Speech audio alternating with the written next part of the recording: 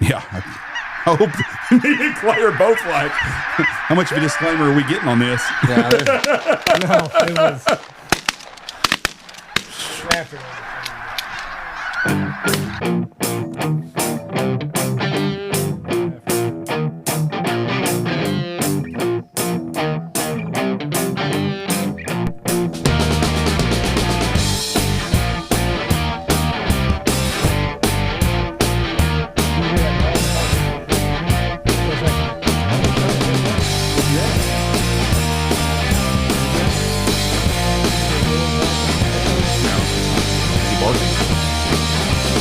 Here we go.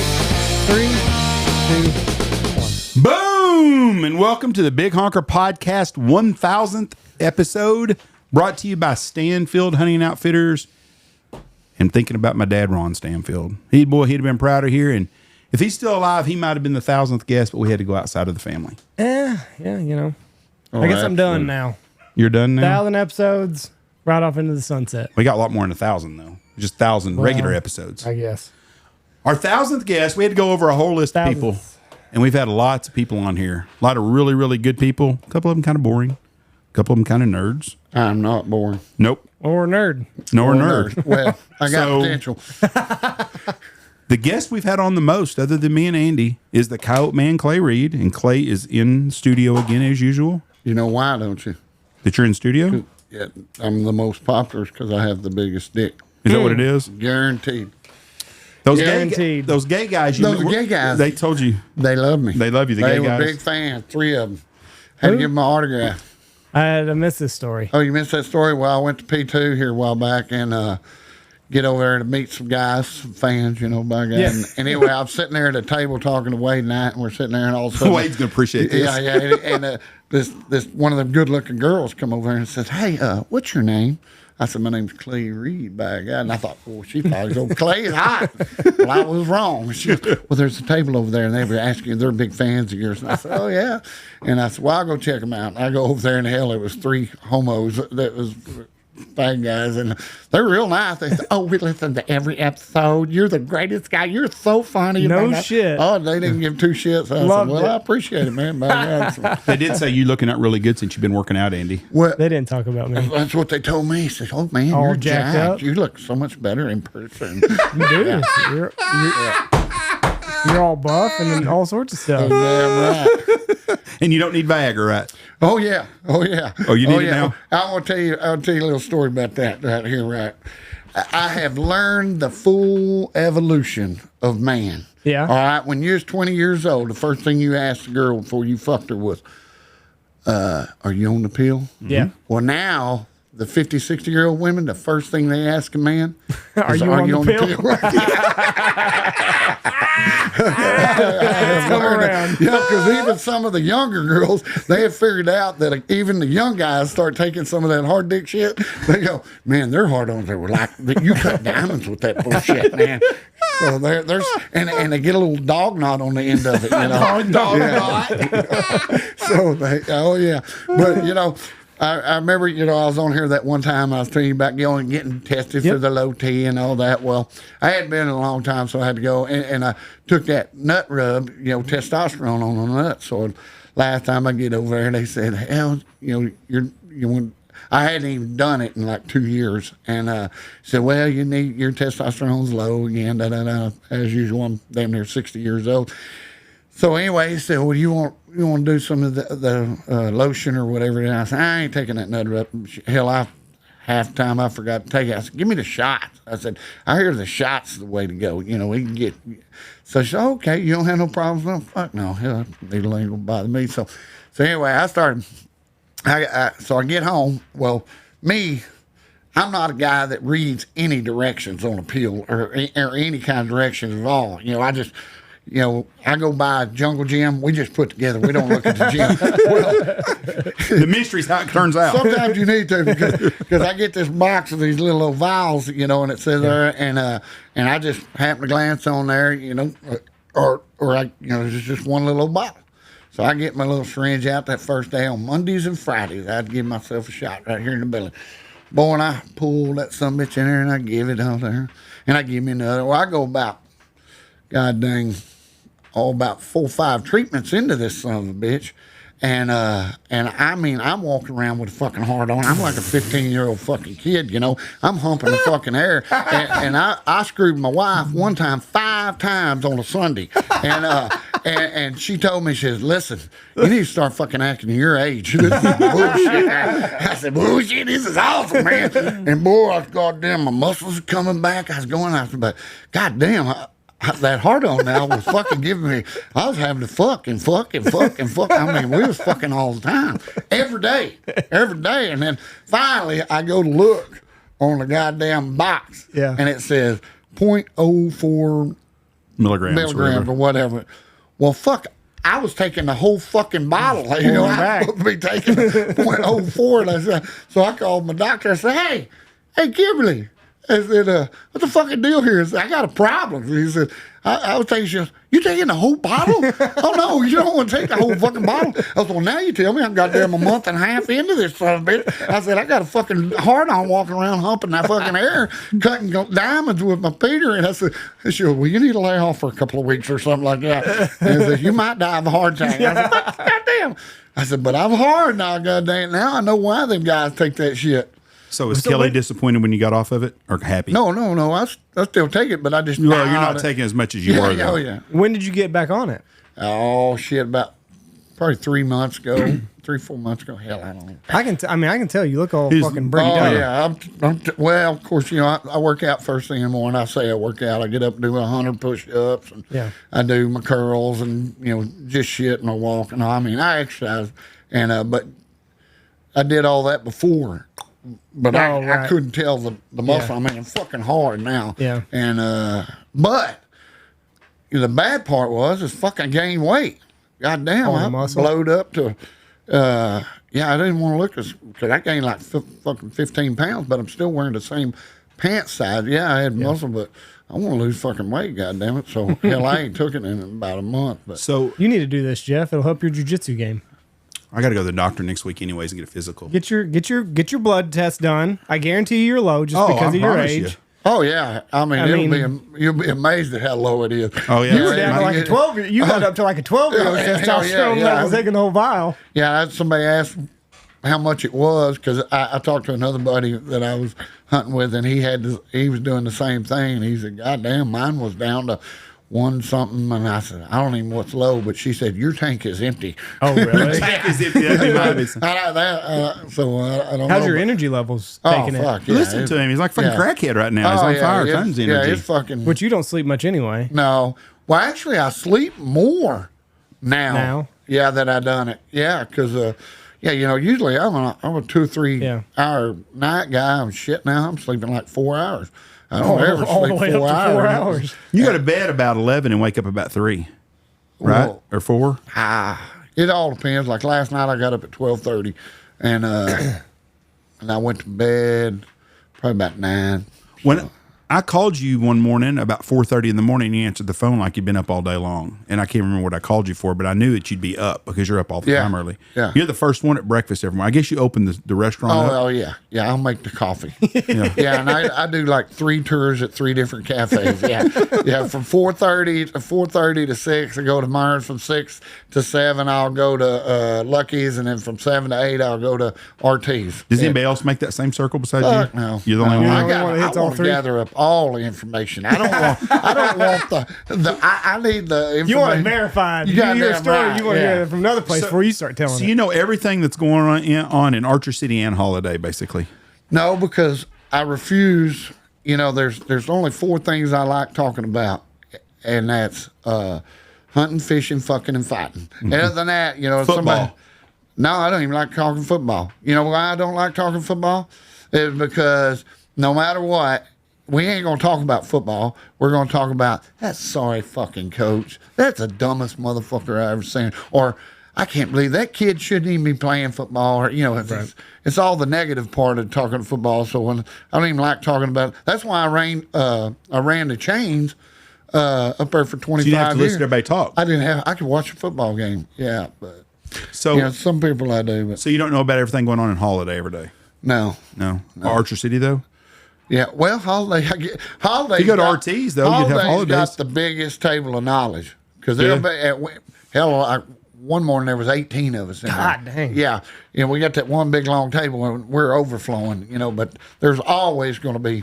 Does everybody 10. eat breakfast or do they just drink coffee there? No, we just drink coffee and talk about everybody. From 7 to 8. Everybody's wise, who's got the biggest titties, and Things you need to talk about. exactly fucking fighting, hunting, and fishing. Yeah. So 7 to 8 at Holiday at RT's every day. Yeah, That's where you go. Yeah, unless I got shit going, but if I can, sometimes I can make them, sometimes I can't because I'm working.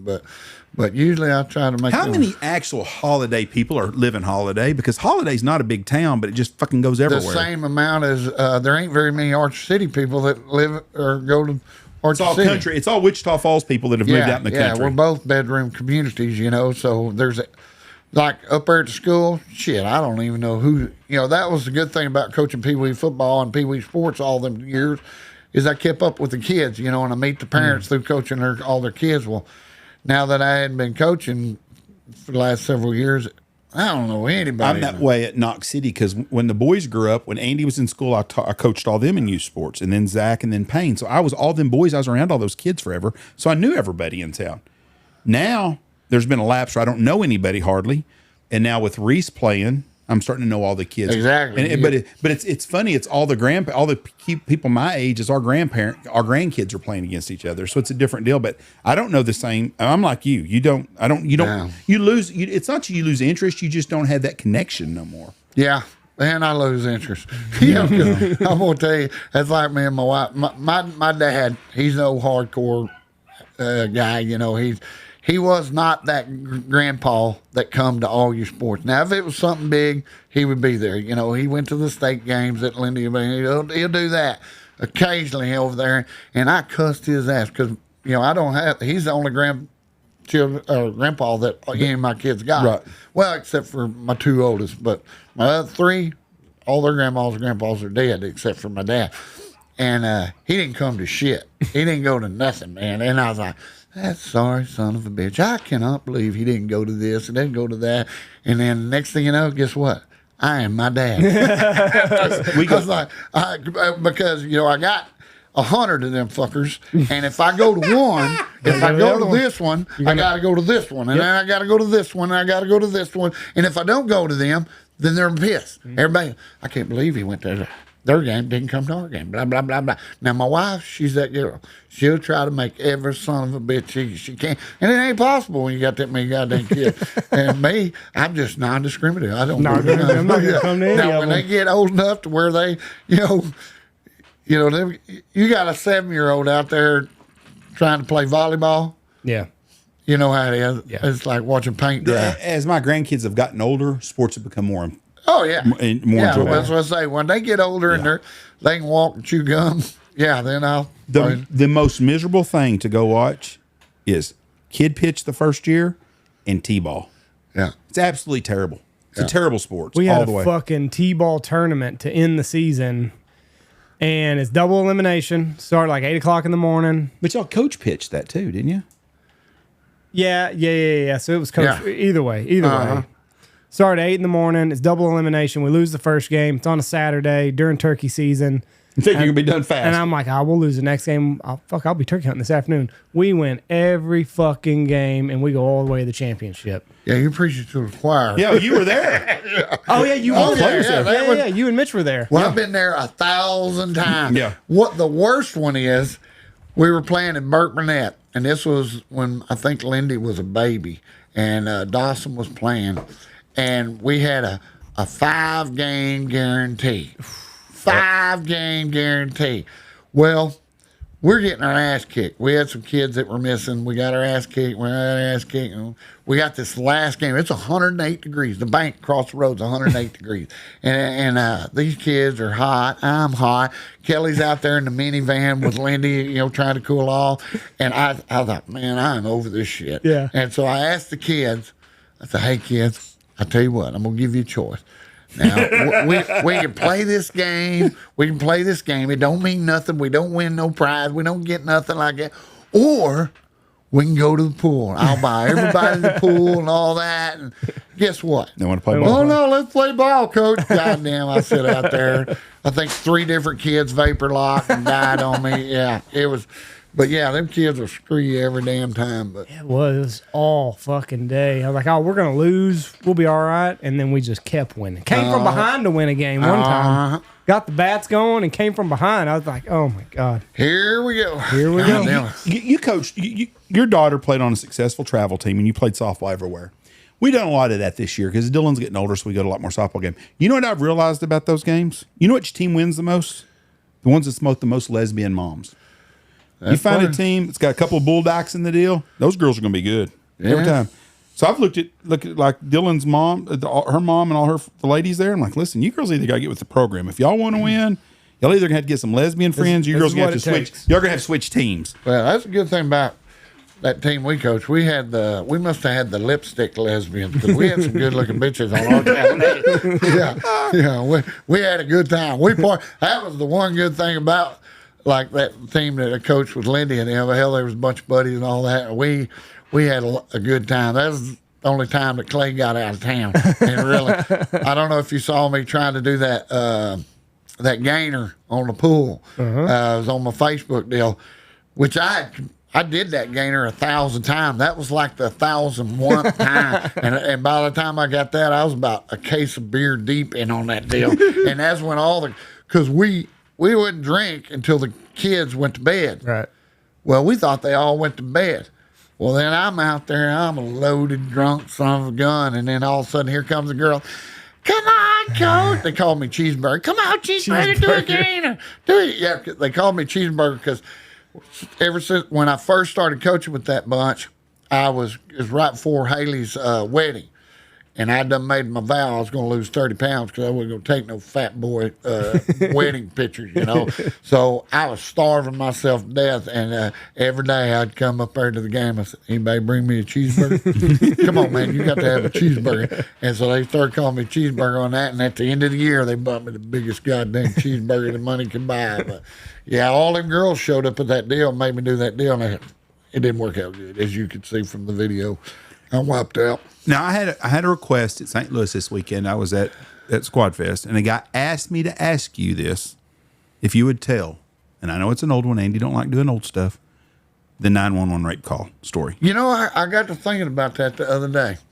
There's so many people on here that ain't never even heard them stories. That's exactly right, because we've got so many new listeners and old listeners. The old ones don't mind, but a lot of the new listeners that are just coming. I have people all the time that just like, hey, I just started listening to podcasts. You know, I see people all the time say, oh, I listen to your deal, and I said, yeah, how'd you like the 911 rape call story? And they was like, I heard it. I must have missed that one. I said, how the fuck do you miss the 911 rape calls? But anyway, the old 911, we got an old gentleman over here. He ain't never heard the 911 probably. Have you heard Fisher? Oh, he's listened to all of them. He ain't no amateur over here. He's pro. Well, anyway, how it went, we was over at Seymour, Texas. Me and Shane Bates and Sean Morrison, we're over there trying to find some pussy. And we couldn't find no pussy at Seymour. So we're on our way back to Archer, and we said, all right, we were drunk by this time. We said, put your hand on the dash, boys. I said, we're going to make a pledge. We're going to make a pact right here.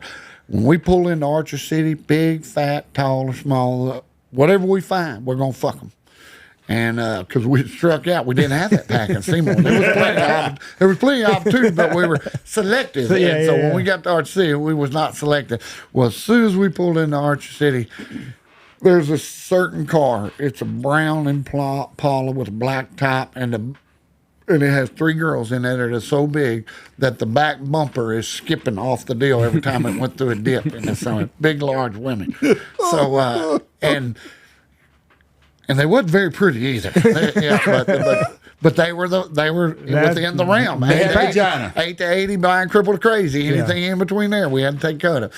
So we pulled up to them and say, baby, how about you don't give us a little pussy? And they said, oh, okay, I guess so. Follow us down here to this house.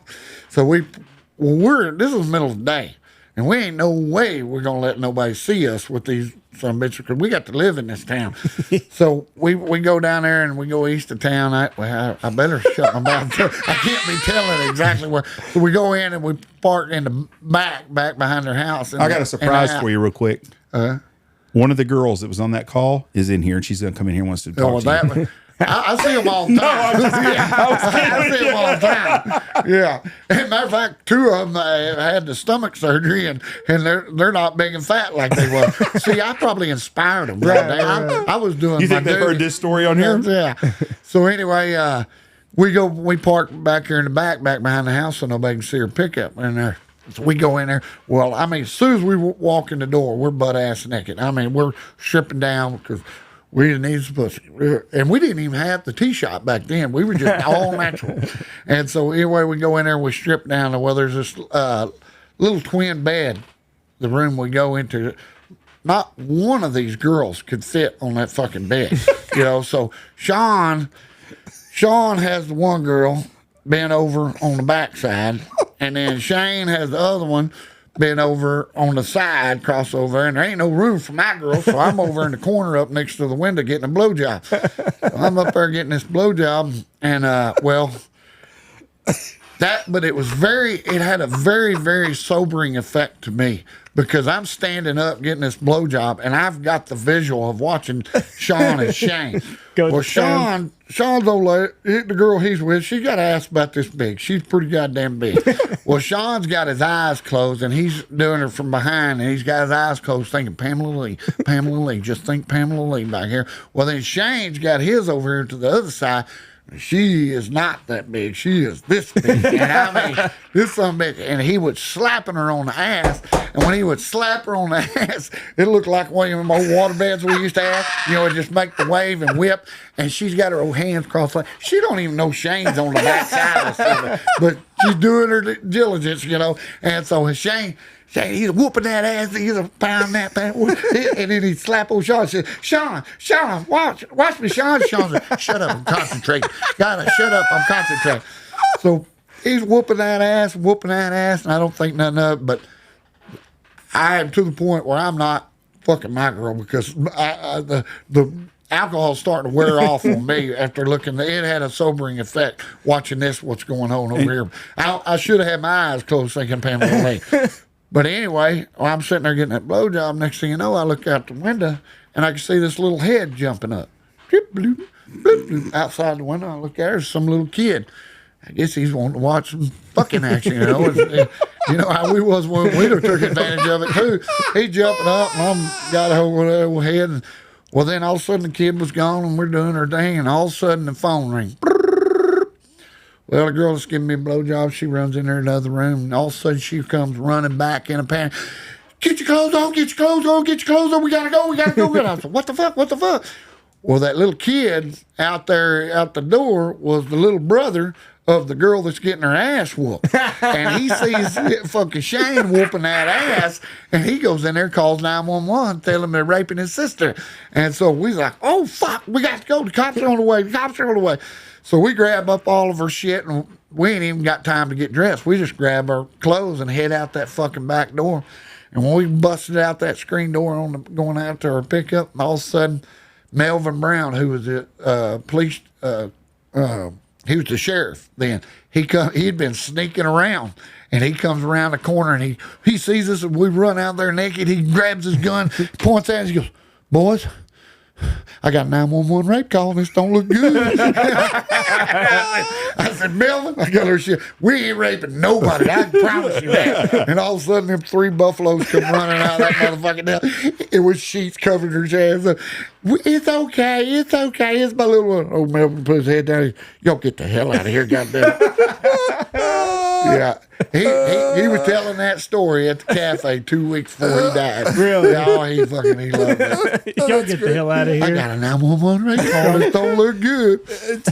Tell the one about Jeff Marney. You got a couple on Jeff Marney. You've got the wolf story. Yeah, the wolf You've got the BB story. And the shit story. And the stump. And the shit. I forgot about those. The stump. Yeah, the girl with the stump. Oh, yeah. The one-legged gal. Yeah. Yeah. Well, there wasn't much to tell on that. He's great. And she was married. Yeah. She went with this one-legged old gal in town, and he had his way with her. And the next morning, her husband's on her way over there, and he goes, come on. He calls Steve Wright and said, hey, you got to come get me, man. So what's so-and-so when they're coming to get her? But anyway, when he got done, he forgot his hat.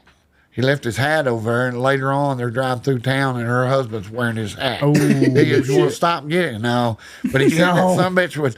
He said, "I said, what was it like to fucking one lady gal?" He goes, "Well, it was kind of cool because I would rub the end of her nub, and he said that bitch would fucking come all over herself." I said, "Oh no shit!" Yeah, we were partying that night, and old Steve threw the log over in the back pickup. "Hey, I think your date's ready to go. We got it warmed up." But old Jeff, no, that shit story, that was funny too. We was working on a drilling rig, on that goddamn drilling rig, and old Steve goes, "Hook on to Kelly, let's circulate. I got to take a shit." So we hooked on to Kelly, went over there, and I was chain hand, Jeff's outside hand, Steve was drilling. Well, Steve goes out there, and I'm getting my old chain ready to make the next connection, and next thing you know, and old Jeff, he's leaning up against the derrick. And, well, next thing you know, here come old Steve. Steve wound up come walking up the catwalk over there, and he's got this little white rag in his hand. And old Jeff said, "What the hell's in the rag?" And he had went out there and shit on top of that rag and had it in his hand. When he come up there, he throwed that fucking shit, and that shit hit old Jeff right in the fucking chest, blowed up all over his fucking face. And then the first thing you want to do, you want to take that shirt off and get rid of it. Well, he smears it all up over his face, into his fucking nostril, and it was instant fucking puke. And then Steve, he gagged him. They looked like two little old pump jacks out there. And then he goes in there, gets all cleaned up, and he comes back. He goes, "You motherfucker, that's still gagged. That's some bullshit." While he was in there, there was a little old turd still left on the deal. So I grabbed that turd, and I smeared it all over them tongs. I said, "This goddamn hook on, give him them tongs. Let's make this connection." He reached over and grabbed that ooze between his fingers, and here we go again. God Almighty. My favorite one is the BB story with him. The BB story. Yes. Yeah. Yeah, they bet him. Like I say, they told him, said, "Did you know that if you're strong enough and stout," I have one of them Benjamin pump-up pistols. "If you're strong enough and stout enough, you can put your thumb over the end of this gun, and the air can't come out, and it won't go off." And of course, Jeff said, "Bullshit." So my buddy, he winds up, pumps it up 10 times. He don't put the BB in there. He drops it in his hand. He sticks that bugger, and he drops that BB in there. See, well, motherfucker, if you can do it, I can do it. And you can always tell when Jeff was really drunk and ripe for fucking with, is because his eyes had crossed the drunker he got. He will give me that motherfucker, dude. I can do that shit.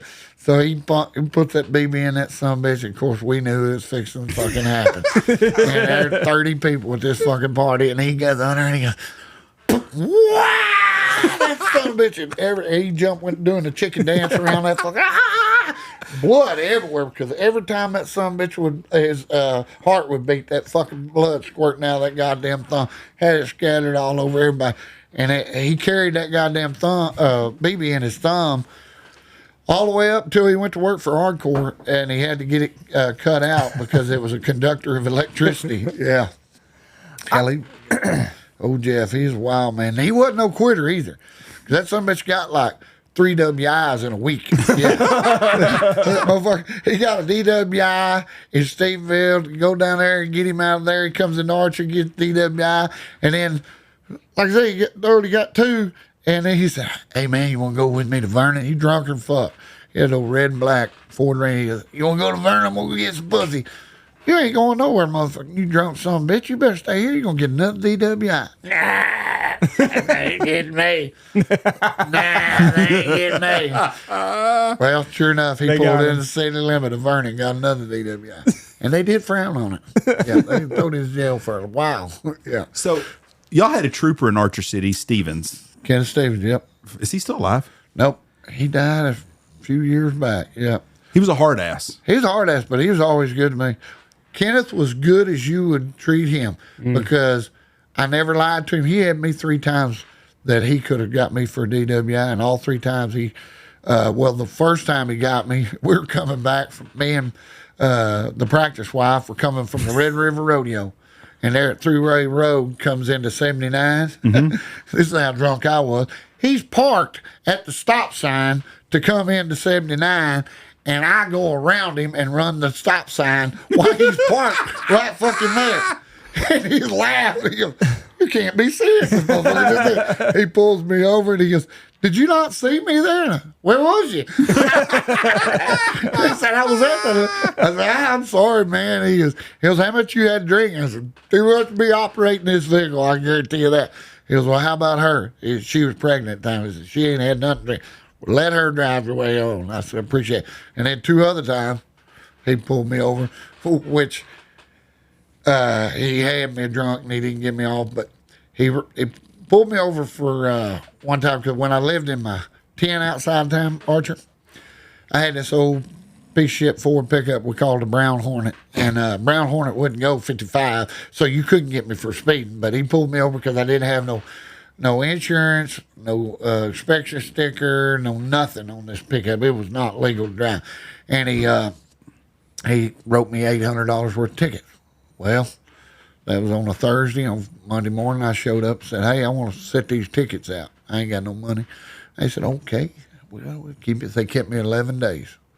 Well, they kicked me out after 11 days, and about 2 months later, Kenneth pulls me over again. Writes me $800 worth of ticket. Well, this time it's December, and I go up there. No, actually, this is the second time. So he pulls me over. And I go up there and I said, "I want to set these tickets." I said, "Okay." Same amount of tickets. They kept me 7 days this time. So the third time is in December. It's cold, son of a bitch. Kent's writing me the same ticket. He goes, "Lad," he called everybody lad. I said, "Lad, are you ever going to get this pickup legal to drive on a public roadway?" I said, "No." He goes, "No? What do you mean?" I said, "Well, Kenneth, you got to look at it like I got to look at it. So I'm living down there fucking in that tent, freezing my ass off at night." And I said, "I eat a can of Beanie Weenies and a deal of crackers once a day just because I got a charge account at Huffman Station down there." And I said, "I can go up there and get a warm cotton 3 square meals. What the fuck do you think?" He tore him up and said, "Get the hell out of here." Never wrote me nothing. But then years later, we had this other cop, Dan Creighton, and old Dan pulls me over and I said, "Surely you're not going to write me." He goes, "Fuck no, I ain't feeding your fucking ass. But I'm going to warn you, we got a new guy over here." He said he will. I said, "Well, he'll get to feed me Dairy Queen for about a week." Yeah. Is that where Archer they fed everybody out of Dairy Queen at Archer County? Oh, yeah, back then. In Archer County, it was so, I stayed up there. I'm not much of an athlete. But in Archer County Jail, I was super athlete because they had a guy named Lee. Lee was in there, and Lee was a trustee, so he'd been in and out of there for like 2 years. And Lee was the undefeated basketball champ of the Archer County Jail until Clay showed up, because Lee was about that goddamn tall. And I said, "I don't know who the hell you're playing against." I beat him like 162-2. Yeah, so I was the champ of that. But there wasn't very many people in that jail. But it was funny. They had Lee, and they had another one named Cockroach. They were cellies. At 11 o'clock they locked down. You go into your individual cells, and well, Lee, like being a trustee, they would let him out occasionally and he'd go to work for the city. But during rodeo time, they needed the bunk space, so they let him go. They gave him a weekend furlough. He lived over at Burkman. So he come back on Monday. Well, he's got a bag of weeds stuck in his shoe. And so... He was a lifer, basically. Oh, yeah. Well, then, so every night, him and old Cockroach would go over and smoke a joint after lockdown at 11 o'clock. And I could hear them. I'm over in the cell. I can't see them, but I can hear them. And that one night, I was like, and they had smoked they were down to their last joint. And they got down there where they hid their weed was, Lee was midget, so he wasn't tall enough to reach, but old Cockroach would get up on that top bunk, and he'd reach up in there and put it in between the purlin. Now, if you push it too far, it went down in the purlin, and you lose your weed. So be careful. Lee's down on the ground holding Cockroach's knees so he can reach out there and put that one little joint over there. And then all of a sudden I hear Cockroach go, "Oh, shit." And Lee goes, Don't oh shit me, man. Don't oh shit me. Don't tell me you lost that motherfucker in there. Don't oh shit me. He was the next thing you know, I heard whooping each other's ass. Well, then I laughed my ass off. Next day, they went to work for the city. Well, they come back. Well, somewhere along the line, Lee had found 2 hacksaw blades, and he broke them in half and stuck them in his shoe. So he gets up there, and every night, I was there another 3 weeks after that, and all night I'd hear trying to get that one goddamn joint. And Melvin Brown, the 911 rape, I told him years later after he quit being a sheriff, or actually he was a sheriff then, I said, hey, you need to check, and I told him the story. He goes, they never got it, but I see where they sawed on it for a long time. Yeah, that's why. And when I was in jail there, I was there like 11 days, and I ain't even got to go out for any rec time or nothing. And so they said, "Hey, what are you in here for this time? Is this for your car still, or this is when you almost killed the guy, right? Attempted murder, and then they dropped it down to aggravated assault when he lived. And but anyway, I was there 11 days, and they come back there and say, "Hey, you want to go out and work around town, like a trustee?" And I said, hell yeah, I ain't seen fucking daylight in 11 days. I said, yeah, whatever you want me to do. So they got me out, and they didn't leave. You're a different guy, too, to be out on the street than them other guys were. You've got a social life and know everybody. Yeah. Well, I'm pretty new to Archer City. No, you're still a transplant. I'm still transplant. And what they knew of Clay, they didn't like. So you weren't real popular like you are now. Yeah, well, they just didn't know who I was. But back then, I was in a fight every night. I mean, every Friday, Saturday night, I was fighting somebody. I was going to the bar still. I was bum. And so they said, well, we're not going to put you on Archer. We'll take you over to Winthorst. So they took me over to Winthorst. And you know where the cow is over there? Well, underneath that cow, there used to be a big pad. Yep. And they need to make a new one, I guess. And so my job was a sledgehammer, hard labor, break that old concrete up. Nobody knows. I was out there breaking that down. Which that didn't bother me. It was hot. It was summertime. But what bothered me was right there, 200 yards is where some buddies of mine lived. And they're having a party. And they got girls in bikinis. They got a bull party going. And everybody, they're showing me their titties.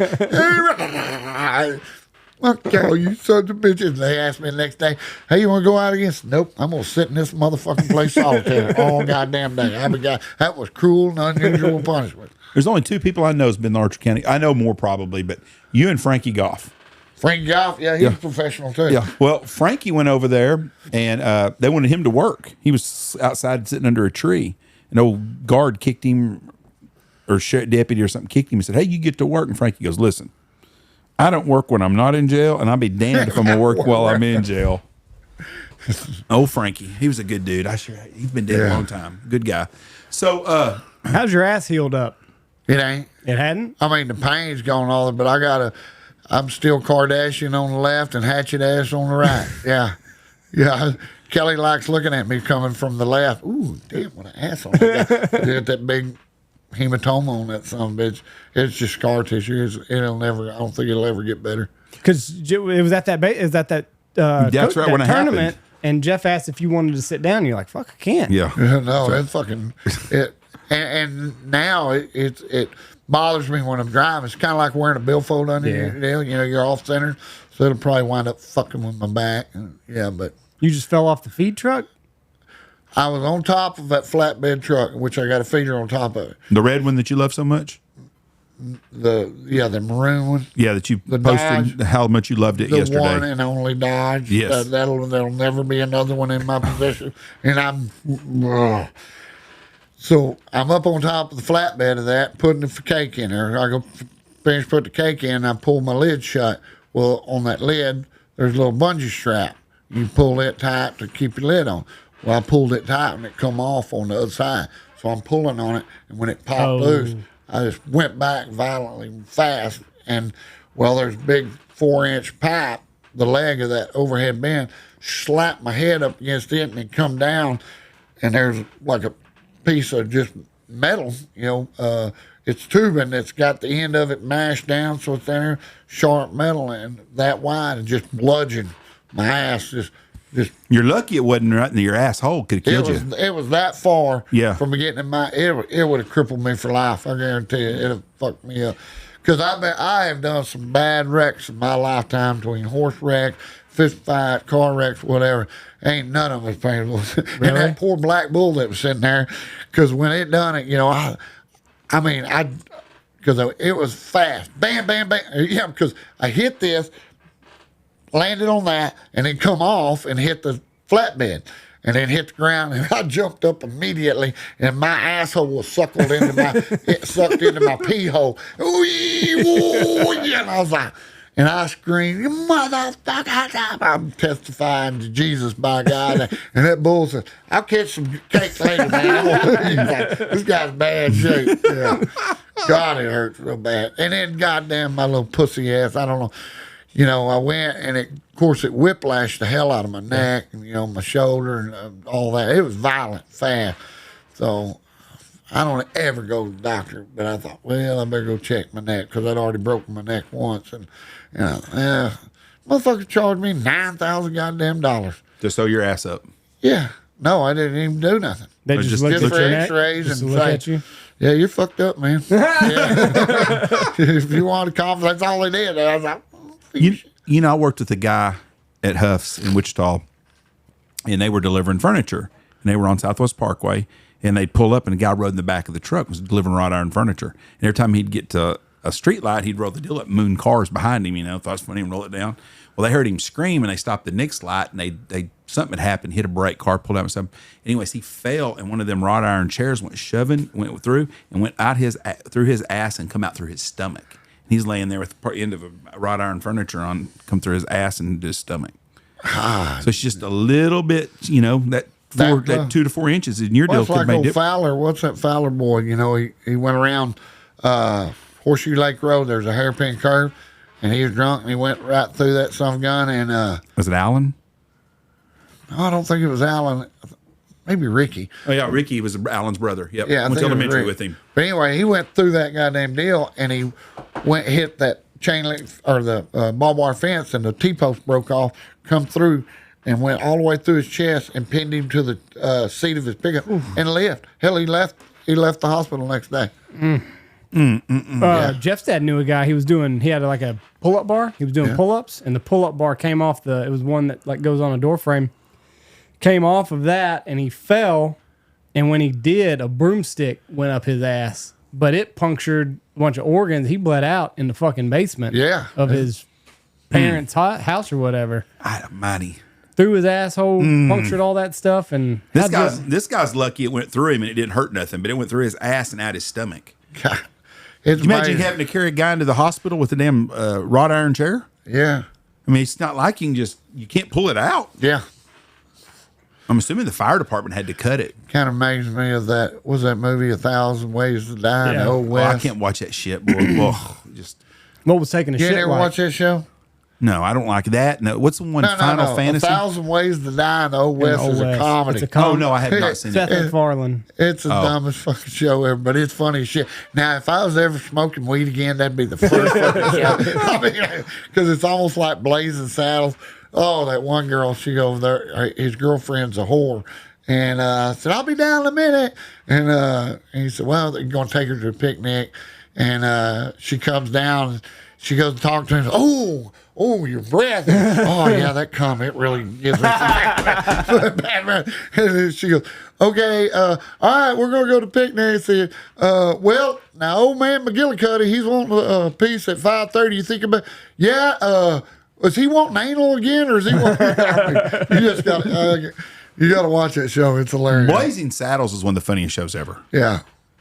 Well, this is kind of like more, not so much it's a mixture between Blazing Saddles and The Naked Gun. No, that's just a real dumb slapstick airplane. comedy on that kind of shit. Somebody's always dying in it by 1,000 different ways. You know they're making a new airplane Naked Gun. or Naked Gun, Naked Gun, and Liam yeah. Neeson's in it. Yeah, I saw It looks that. pretty funny. It just surprises me him to play that role.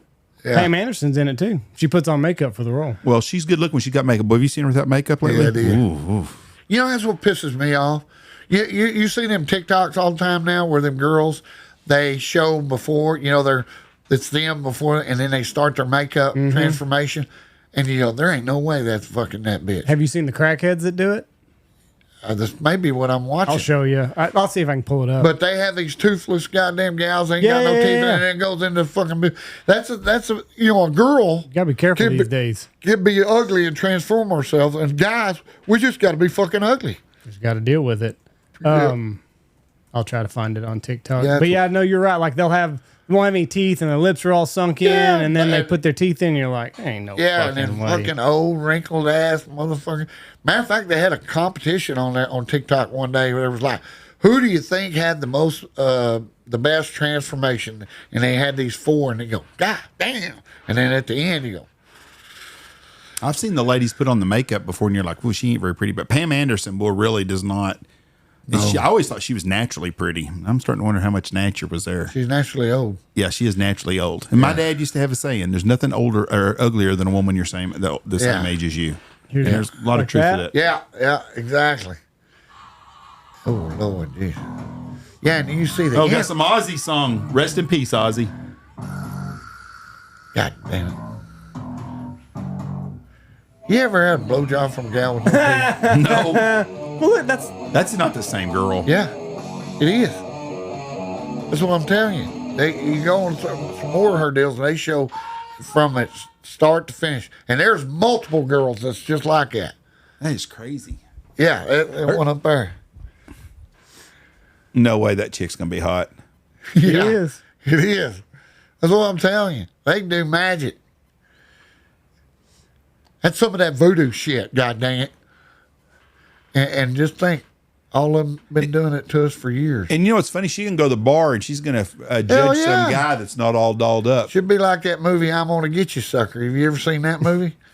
I'm Gonna Get You, Sucker. It's kind of another spoof movie, and he's got the black war hero comes back, and he's gonna get his first piece. And he picks up this good-looking bitch at the titty bar, takes her in, and she goes, now I'm looking for 9 inches. Are you the man that can give me yeah, I can. I got 9 inches. So he goes, takes her up there to her room.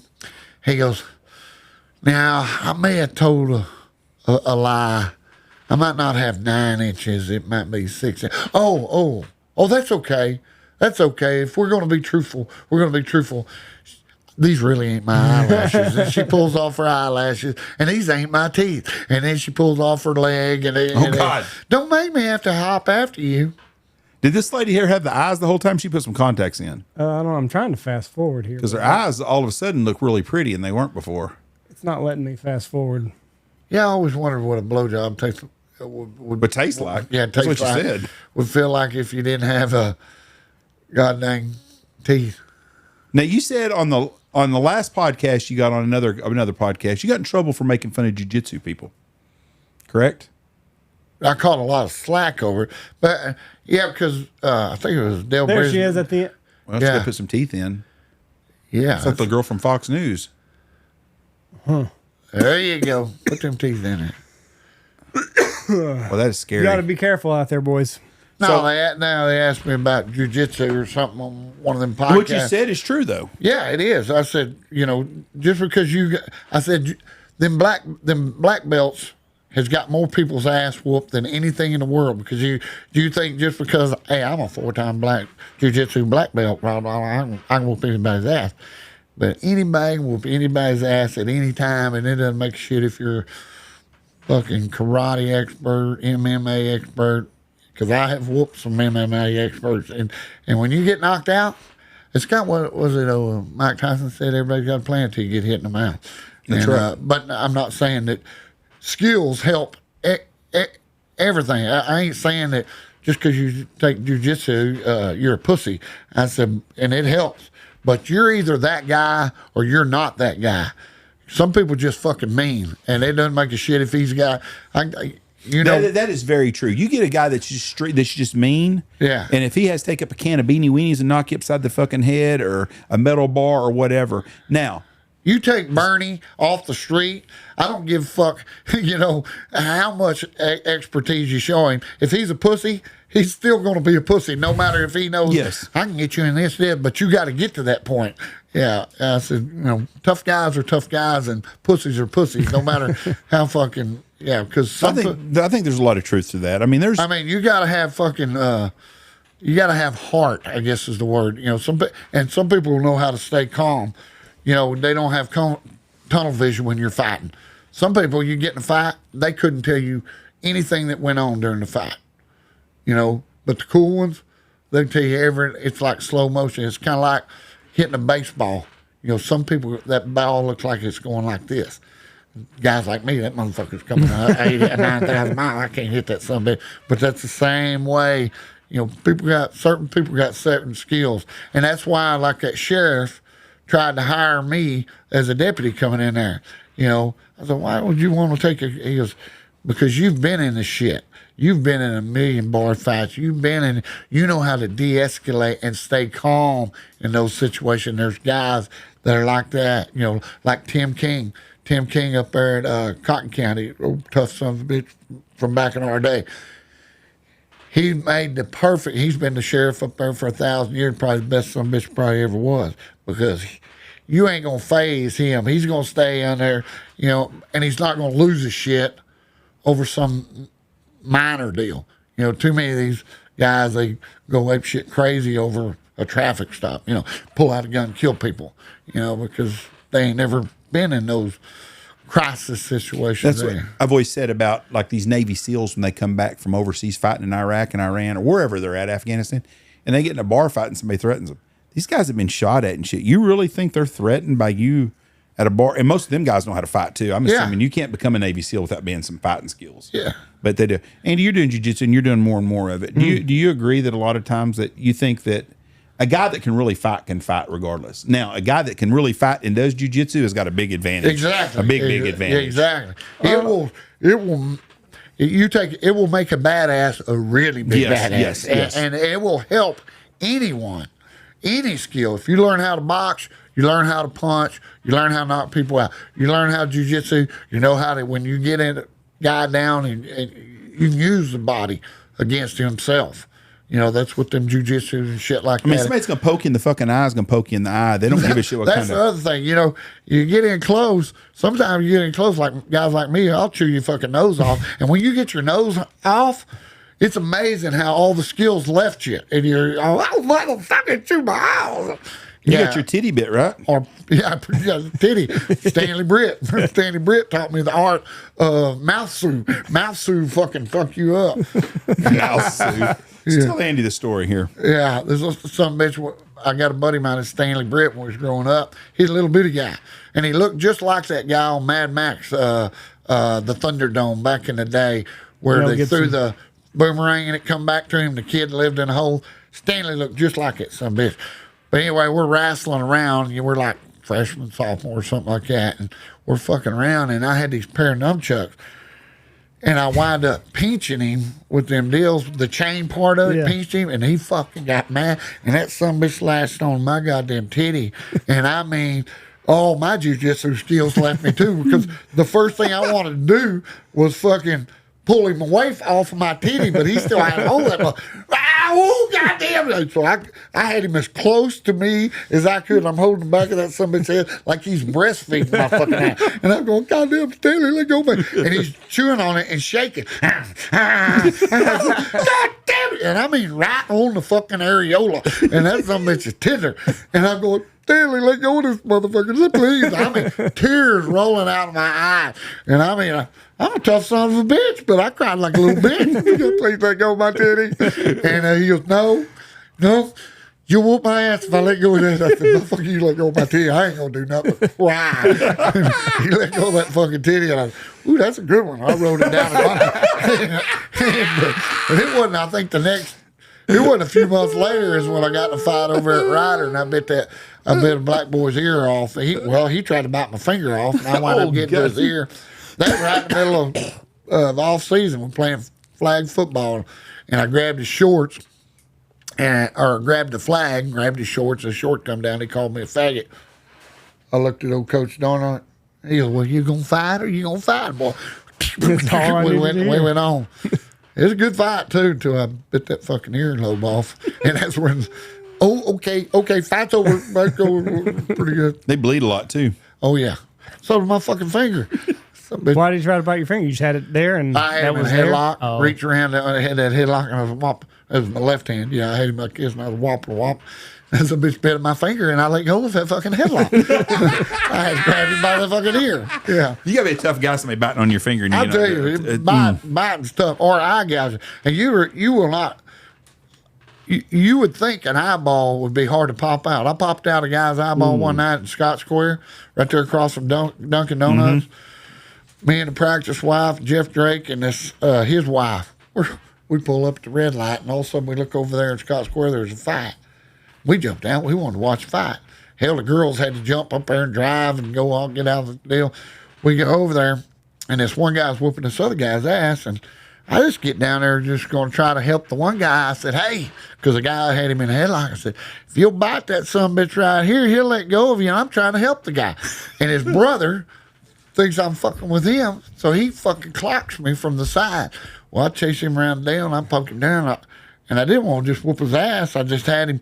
I had him by the throat, and then I had my thumb kind of around his ear, and then my thumb was in his eyeball. And I wasn't even trying to do that, but it's just, I said, motherfucker, I was trying to, boop, and I'm like, okay, we got to go. Fucking old eyeball goes, blip, just popped right there. I go, gotta go. And goddamn, what's that kid that was, they had QV103. You remember they had that bus that drove around there? They had it in. All right, we're live at Scott Square. We got a good cycle. Oh Lord, we got eyeballs popping out. We got to go. Goddamn, what was that boy's name? He's from Holiday. He was the one that was there. Colt West. I haven't heard that name in years. Yeah.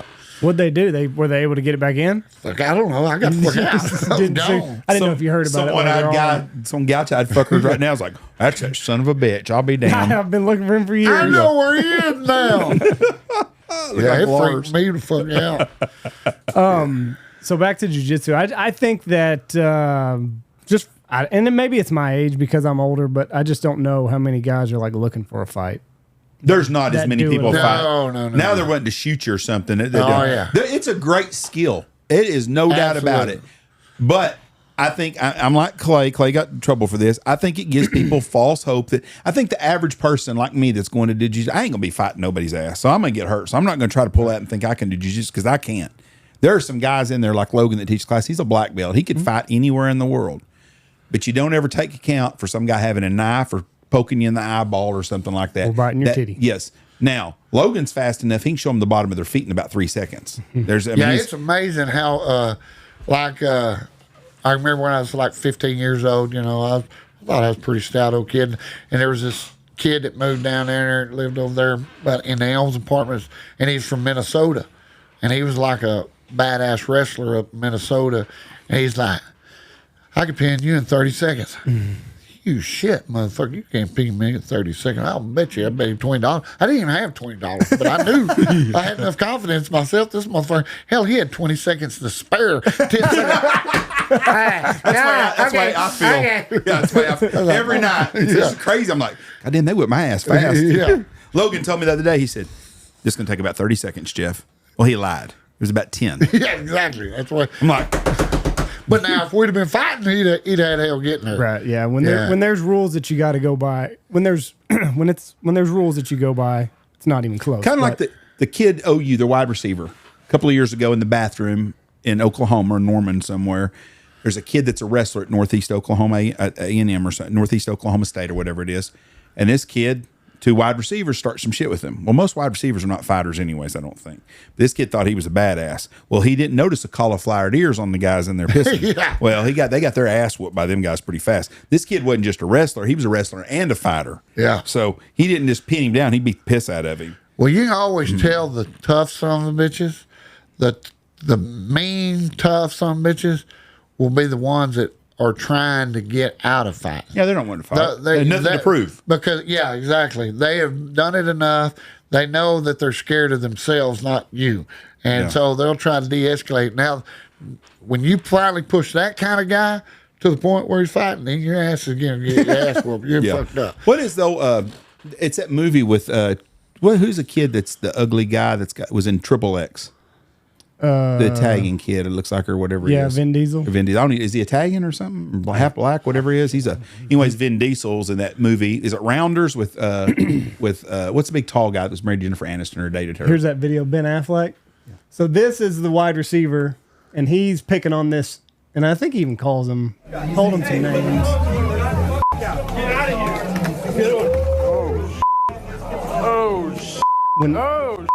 Buddy. If they get their hands on you, you're fucked. No. You're just done. Hey, he ain't fucking around, cuz. He got his nobody coming back, bro. Yeah. Hey. Did he hit him first, though, didn't he? He pushed him. That's just funny. He pushed him, or did he hit him? Because I thought he walked I hit him with a cross. Right hook. Oh, but he'd already been pushed by that guy. Oh, yeah, his nose is already bleeding. The fighter is. Yep. Well, you remember that guy didn't impress me. Yeah, because if you're that close, He already hit him. that guy had already been asleep. Because he Because wiped, this guy can't punch with the shit. he wiped the blood off of his nose right there. What's funny You is get that free shot and you're not putting them to sleep, you're in trouble. we had talked about this a long time ago, and I guess somebody that knows the wide receiver is like, yeah, he'll come on and talk about it. And I never did reach back out. What's he going to I don't know say? that You I fucked don't with the know wrong that person, got your ass whooped. Yeah, you know. I mean, be a man. You fucked up. You know, a lot of people have done that. It's not a big deal. Yeah, and another skill that is very, very underrated is the art of sucker punch. Yeah, because I guarantee you, when I was in 8th grade, I learned that the hard way. I don't know if I've told this story, but I was 8th grade. We got over there and we was at a Owl Park Graham basketball game. And I'd been in 7 fights that week, and I was undefeated. I was feeling pretty good about myself. You know, 8th grade is about the time I started filling out, got a little muscle on me, because I was a little pussy. You know, I was skinny as shit growing up. Yeah, I got picked on all the fucking time. Lee Roach made me whoop my best friend 7 times in a week, because he said, you're either going to fight him or you're going to fight me. And I said, Bobby, you're fixing to get your ass whooped again. 7 days. But anyway, we were at that basketball game, and this guy, my red flag should have been when these kids from Graham come over to me and they go, I bet you $5 you won't call him a faggot. And I said, they're setting you up. I said, that guy? I looked at him, and he was bigger than me, but he had big old Buddy Holly looking glasses. He looked like a nerd, you know. And I said, that guy? Get you $5. You know, that's when snuff was 31 cents. And I dipped a lot. I could buy a lot of snuff for $5. So I walked over and I said, no, they said, if you'll call him a pussy. And I said, hey, pussy. He goes, we won't, faggot. He didn't have that pussy voice come out here, that deep voice.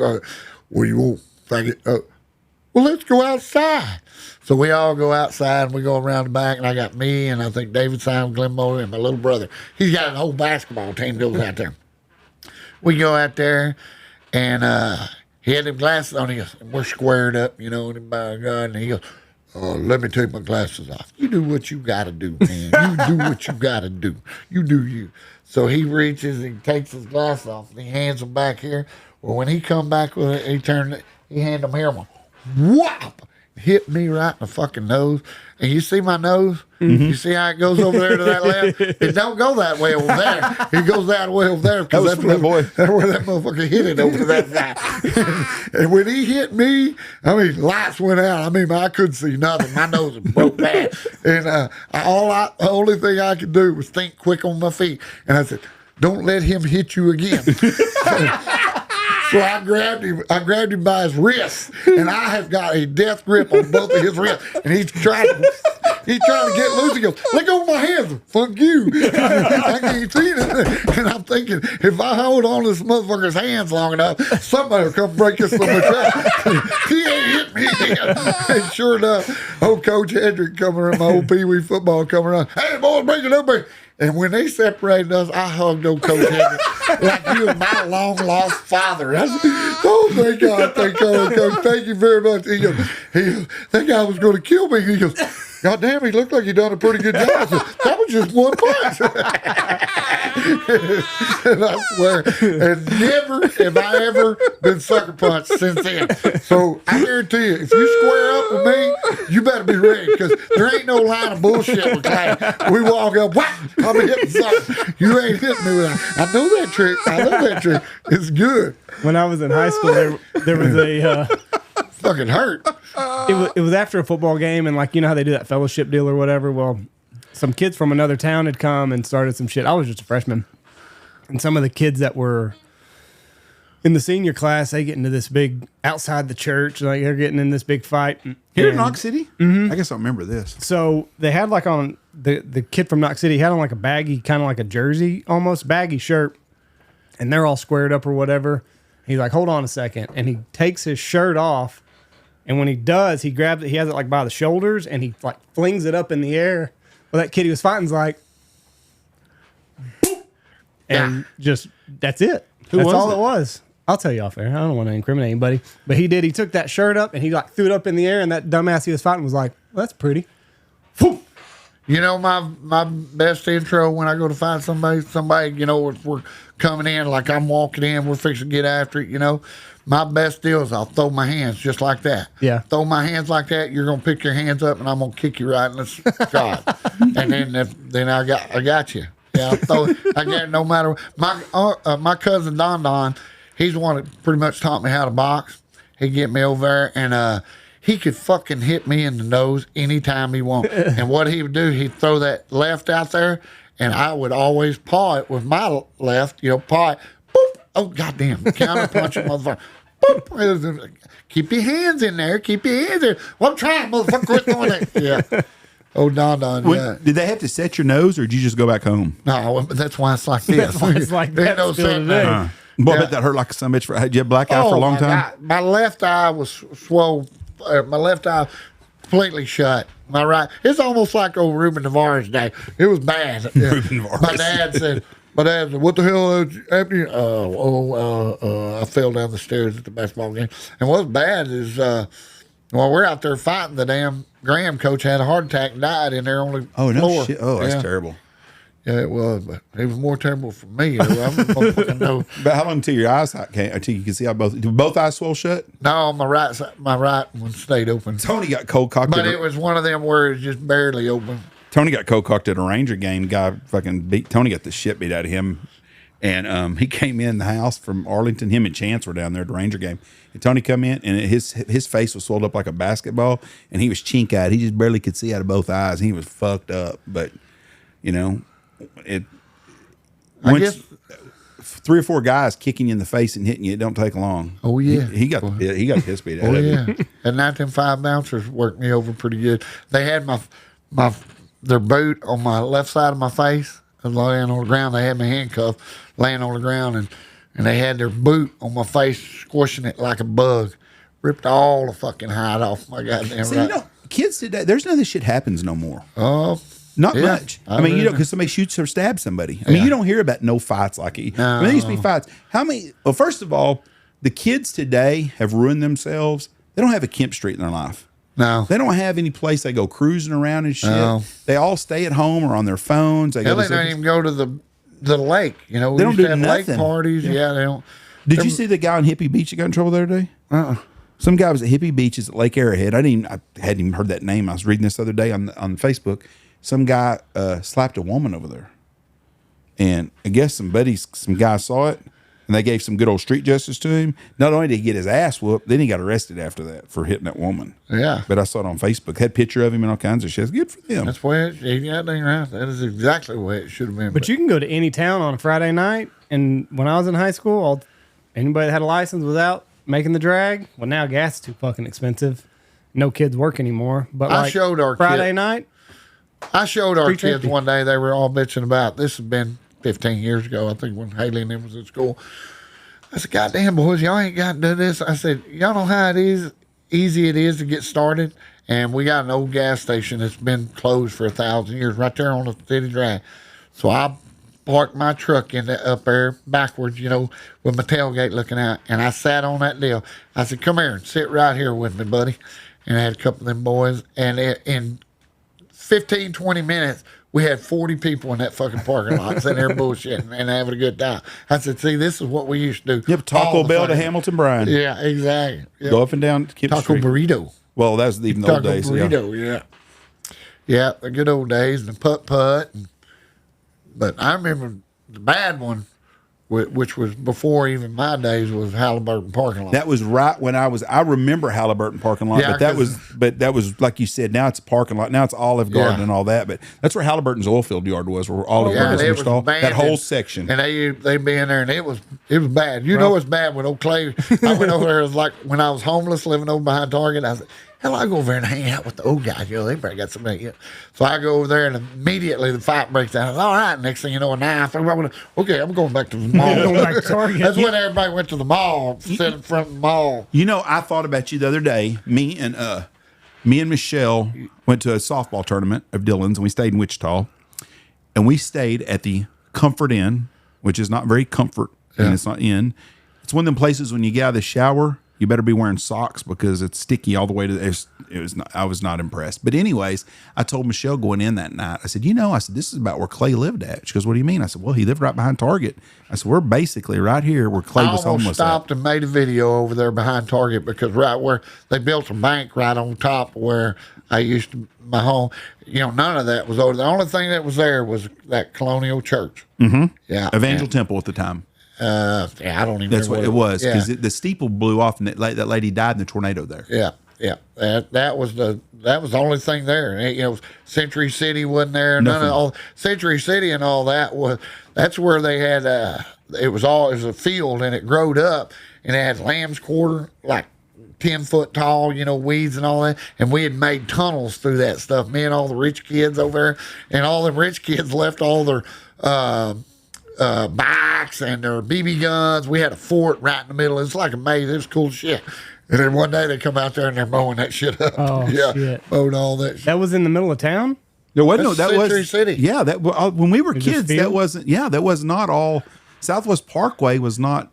Their homes were all back down towards Kmart's not there now that way. Yeah, but you get a block off like where the Family Y is. There wasn't a Family Y, and that was all fields behind it. And that where Century City is, or by the mall. Like where Samurai and all that shit is? Yeah, that's before Kell Freeway was even there. Yeah, when I was Kell Freeway, that's where we used to play football over there. You remember they used to have big giant pecan trees and stuff. We go in there.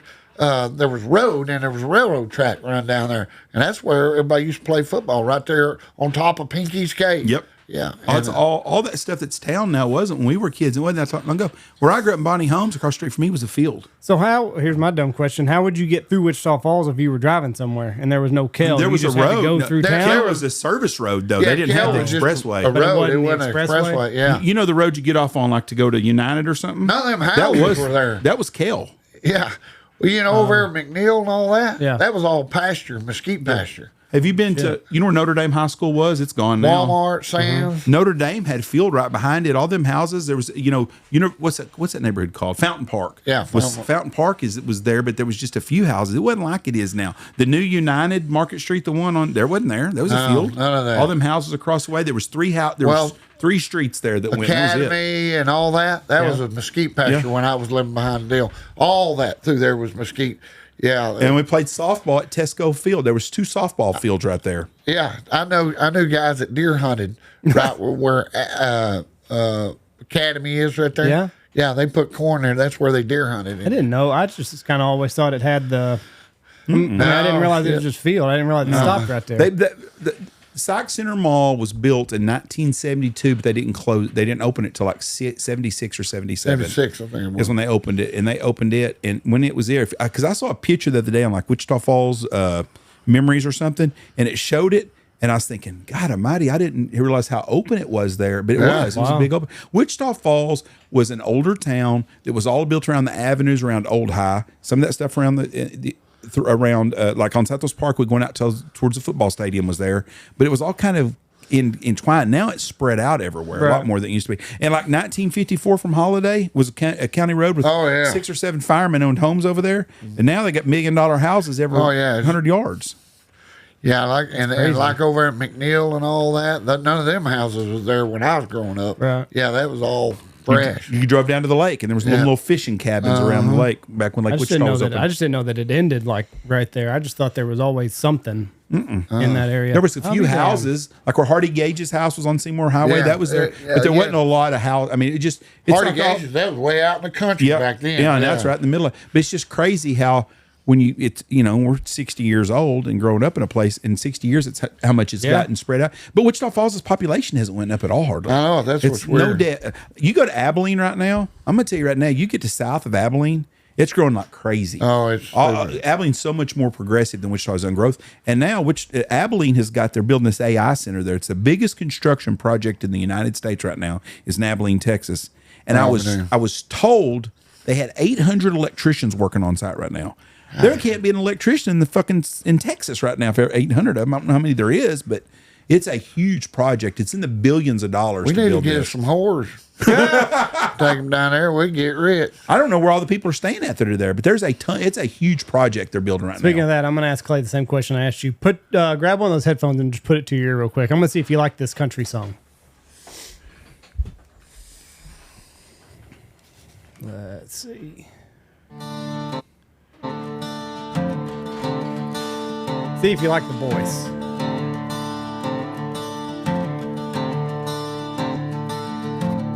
Just run it back, give me 5 whole minutes. I'm thick tar on the inside burning. I got a ghost in the hallway grinning. Not bad, right? Heavy head that won't stop turning. If my fate is that a bad That's AI. Yeah. That's nobody. Yeah. That's crazy. I've seen That is not a real voice. I know it. My buddy, because I write songs a lot. Yeah. Well, my buddy, he's been doing a bunch of that. He writes a lot of songs too, and he puts it on there, and they put it the voice on there, and I mean, got some badass. It's fucking crazy. You can't believe nothing anymore. No, that's what I was telling Jeff. I got to tell y'all a goddamn story. I got to tell you this funny ass story. This is gonna be fucking good because every time you say funny, it's good. It's better than the gorilla story. Right. No, I don't know that, but it's funny to me because I throwed one of my buds under the bus with me when we done it. It was a dream. I had a fucking nightmare the other morning, and before I went to bed, I was on TikTok. Me and Kelly's on TikTok deal, and I seen these AI robots. Yeah. You seen them motherfuckers? Mm-hmm. There's some fine ass bitches on there. Yeah. You know, the first thing I was like, can you fuck one of them motherfuckers? And I said, Kelly, I'm fixing to trade you in. And she goes, what? And I showed her this blonde head chick, big ass titties, and all that. And so anyway, I was shitting her about that. Well, apparently I had it on my mind because that night I woke up. Actually, I'm in my dream. And I was going to a wedding up in Wyoming, which I just got back to, a buddy of mine. Well, we were putting on a bachelor party, and it was my job to get one of these sex dolls, one of them AI robots, and she was going to dance with us and all, be the dancer for her. You just rented them. So I had Dawson go rent it for me, and I met him at the Kickapoo Cutoff. He got up there, and I got it, and we called her Shirley. Her name was Shirley. Shirley gets in there, and we head off, and I'm hauling ass to get to the bachelor party. So I go past my house north of that deal, and as soon as I go to leave, my throttle sticks on my pickup, and fucking goes wide open. So I'm going like 100 and climbing fast, and I go, holy shit, what the fuck am I going to do? And Shirley goes, put your seatbelt on. And I go, okay. So I'm putting this fucking seatbelt out. She's putting her seatbelt on, trying to figure out what the fuck we're going to do to keep from dying at this 100-mile-an-hour goddamn deal. Well, when I go past my house, we'd had all that rain, and I got water standing everywhere. So I thought, well, that's my best bet to hit that fucking water. So I bailed off the fucking highway, skipping off the fucking water at 120 miles an hour. Wham, wham, they hit the tank dam. When we hit the tank dam, we flip the truck, and it throws Shirley over the bar ditch, throws me over here like this, but I'm unscathed, and I go, God dang. But all I can think about is I look over there and Shirley's butt-ass naked laying in the bar ditch. And I go, God damn, I got to get this motherfucker. That's all I can see. Everybody come along here. Clay's got a naked sex doll out there in the bar ditch. So I grab it, and they're heavy. They're heavy. Turns out they're heavy, even in your dream. So I run over there, and I'm trying to get old Shirley drug off out into the fucking pasture. And here comes our county judge, Randy Jackson, who's a friend of mine, and he's cutting wood. and he cut wood. So I said, Randy, get over and help me. I got to get this goddamn sex doll drugged over here. So here I am, me and the county judge, dragging this goddamn Shirley the sex dog naked out into the woods. And then that's when I woke up. And then I got up and I was fevered. It had me scared. And so I got up and it's like 5 o'clock in the morning. I walk in and tell Kelly, because she works with Randy, and I said, hey, Kelly, you get to work. Tell Randy I appreciate the help. And she goes, what? And I told you, I am not fucking telling him. So she goes and tells him you got to ask Clay. He wants to thank you. So they've got robot sex dolls now? Well, I don't know. I don't know if you can. But I thought you really But when you No, look at that son of a bitch, you pull that son of a bitch up. You look at him, you go, holy shit. That's the... Have you seen the video of the guy that takes his wife to Adam and Eve and he tells her it's a Bible deal? Oh, yeah. And she goes in there and he goes, this is going to be real funny. And she comes out. And he's like, oh, my God, she thinks it's going into a religious store. He goes, she's coming out with a box. And she come out with she bought some stuff while she was in there. He goes, that didn't turn out the way I thought it was going to. Yeah, me and O'Brien. Yeah, that's her. That's Shirley. That's Shirley. That's who was in the bar ditch with me. And she lost that top and those bottoms. Yeah, and it looked good. Yeah. Those hands are a little manly. I'm telling you, I mean, Crazy. This is what's she got coming up. hands? Right. I ain't even seen the hands yet. She got them lips. This is what's coming next for our kids. And they're definitely not going to be Kids, fucking. hell, what about the adults? They're definitely not going to be fucking one another. They're just going to be buying a sex robot. Is that cheating? Huh? Is that cheating, you think? I wouldn't think so. Hell, wife uses a dildo. Is that cheating? Supplementation. So, yeah, that's called an accessory. It's like air conditioning and all that is. I would, Can you tell the Luke Skywalker story? the Luke Skywalker story? Zoom, zoom, zoom. Chipping a tooth? Yeah. That was a great day. Yeah. Can you tell it? Oh, I don't know. It's not cheating. But it ain't cheating, but my wife's working at the courthouse now, so I got to tone her down. You can't incriminate her. Yeah. Yeah. So, yeah, I'll probably catch hell for throwing Randy under the bus. On this. Well, if you're going to do Randy, you got to do Kelly, too. No, In your dream. no, but Everybody that's going to see you to in person right now that sees you somewhere is like, Clay, what's the story with the Luke Skywalker's all I got to say. Yeah, Luke Skywalker fighting Chewbacca.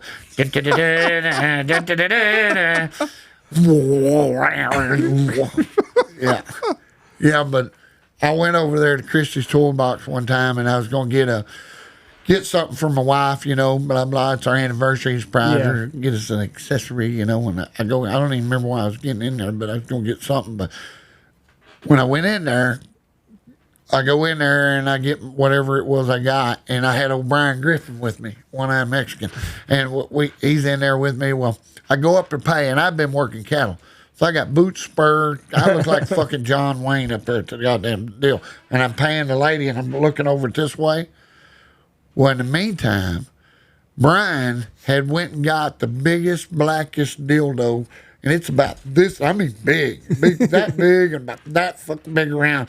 And he stuck it on the counter next to me and took a picture of me from behind. So it looked like I'm buying this big, giant black dildo. And then he posted on Facebook and said, Clay's buying his next varmint call. I can't wait to see him try to blow this one. I said, you got 5 seconds to get that out there. I'll fuck you up.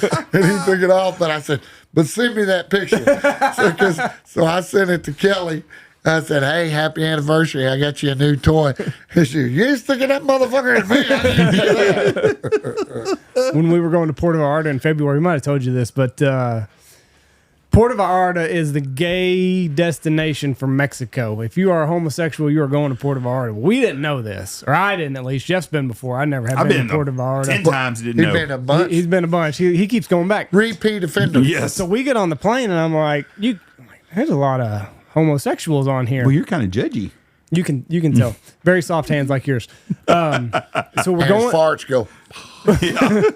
We're going through security, and like 10 people ahead of us, the security guy. Oh, God, I forgot about this. Has this gay couple, and they've got one of the gay guys. They've got his bag ripped to shreds, and they've got sex toys all lined out. They've got those the keeps your pills in order, your pill counter, Monday, Tuesday, Wednesday. He's got that, but it's got different colored condoms in it.